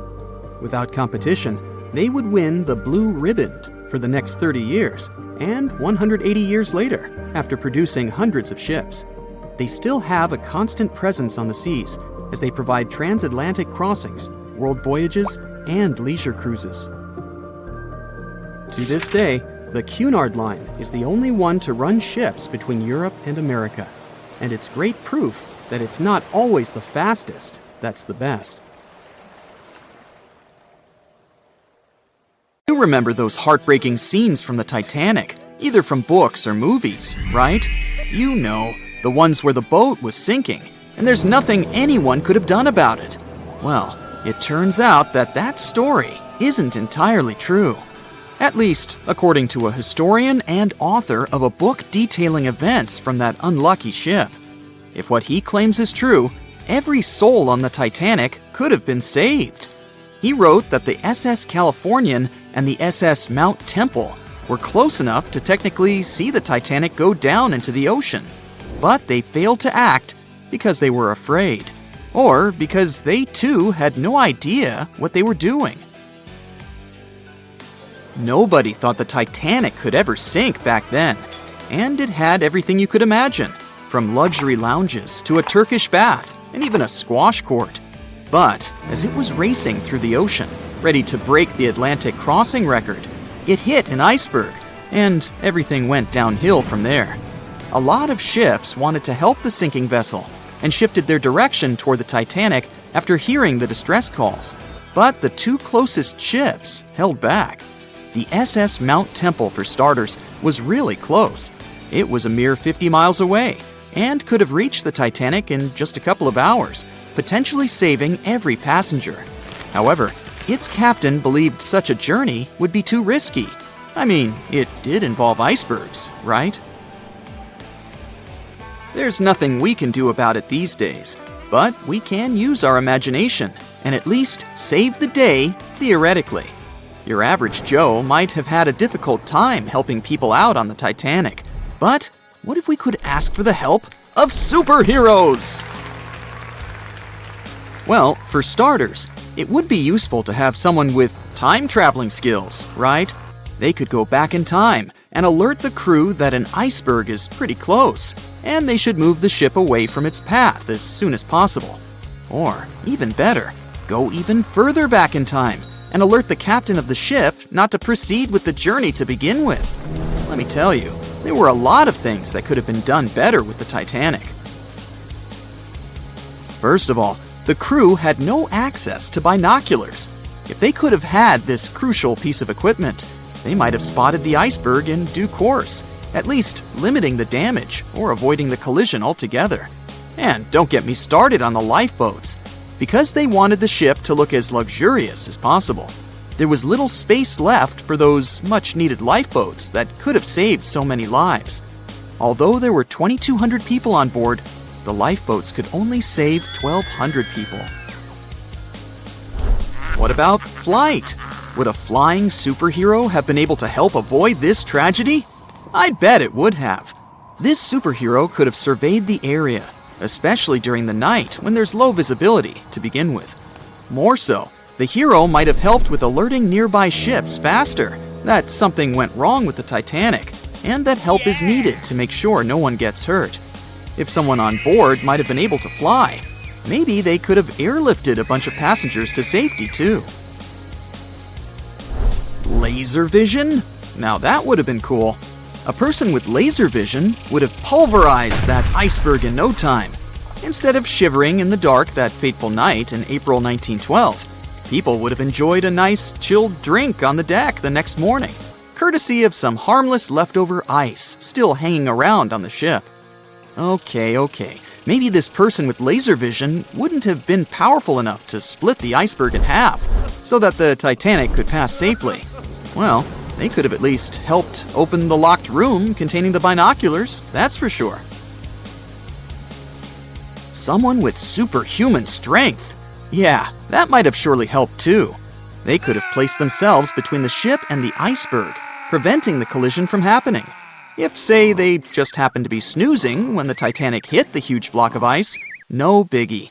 They would have simply kept the Titanic afloat until nearby ships came around to rescue all the people on board. If you'd have had underwater breathing abilities, you'd have at least been able to save yourself on the Titanic. I mean, technically, there's nothing much you could have done differently on the boat. Maybe you could have saved a bunch of other passengers, but only if you were strong enough to keep them afloat, while you comfortably swam completely underwater. If a person on board had been able to control the elements, that would have been amazing. Not only would it have saved a lot, if not all, of the passengers, it would have been fascinating to watch. Such a superhero would have been able to keep water away from the Titanic's injuries after it hit the iceberg.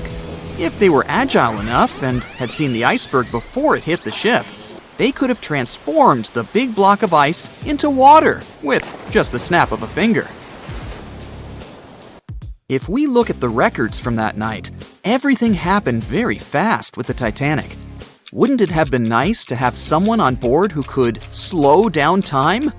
For the sake of the story, let's also imagine this person had a finely tuned intuition. They could have sensed something was wrong by the way the air smelled, or by the reaction of the crew when the iceberg was first spotted. With a simple gesture of their hands, they would have slowed down time, almost to the point of stillness. They could have checked the records from the ship, its unusually fast speed, and could have alerted the captain to decide in time. The Titanic could have been stopped, or it could have been diverted away from the iceberg. A superhero with night vision would have been useful too. At least the superhero would have spotted the iceberg sooner than everyone else.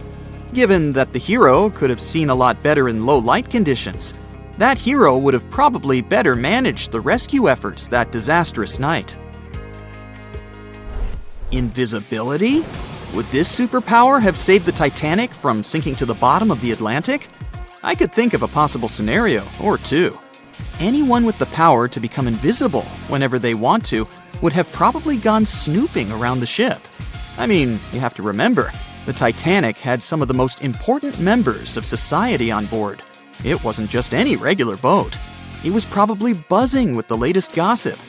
In between all that mundane information, this superhero could have overheard the captain saying they were going faster than they should have, or that there weren't enough lifeboats to save everyone in case there was a major problem. Who knows what this curious superhero might have done with all this information? Some sort of sorcerer would have saved the Titanic if they were on board, I'm sure. There has to be some sort of magic spell in a book out there that's useful for sinking ships, right? Maybe one that could have helped weld the metal back together after it got hit by the iceberg. Or maybe one that could have airlifted the entire vessel to safety after it got hit. How about a spell that would have transformed the Titanic into a submarine, creating a protective layer around it so it could comfortably move under the sea? That surely would have been cool, and would have offered passengers a truly unique experience. The ability to speak to animals, or fish, would have certainly been useful too. Even if all else failed, so the Titanic would have still struck the iceberg, and it would have still been filled with water and ended up near the seabed, people could have still been saved. That's because you'd have had someone on board who could have instructed dolphins to carry people to safety. I'm sure those intelligent creatures would have been happy to help. That's it for today. So hey, if you pacified your curiosity, then give the video a like and share it with your friends. Or if you want more, just click on these videos and stay on the bright side.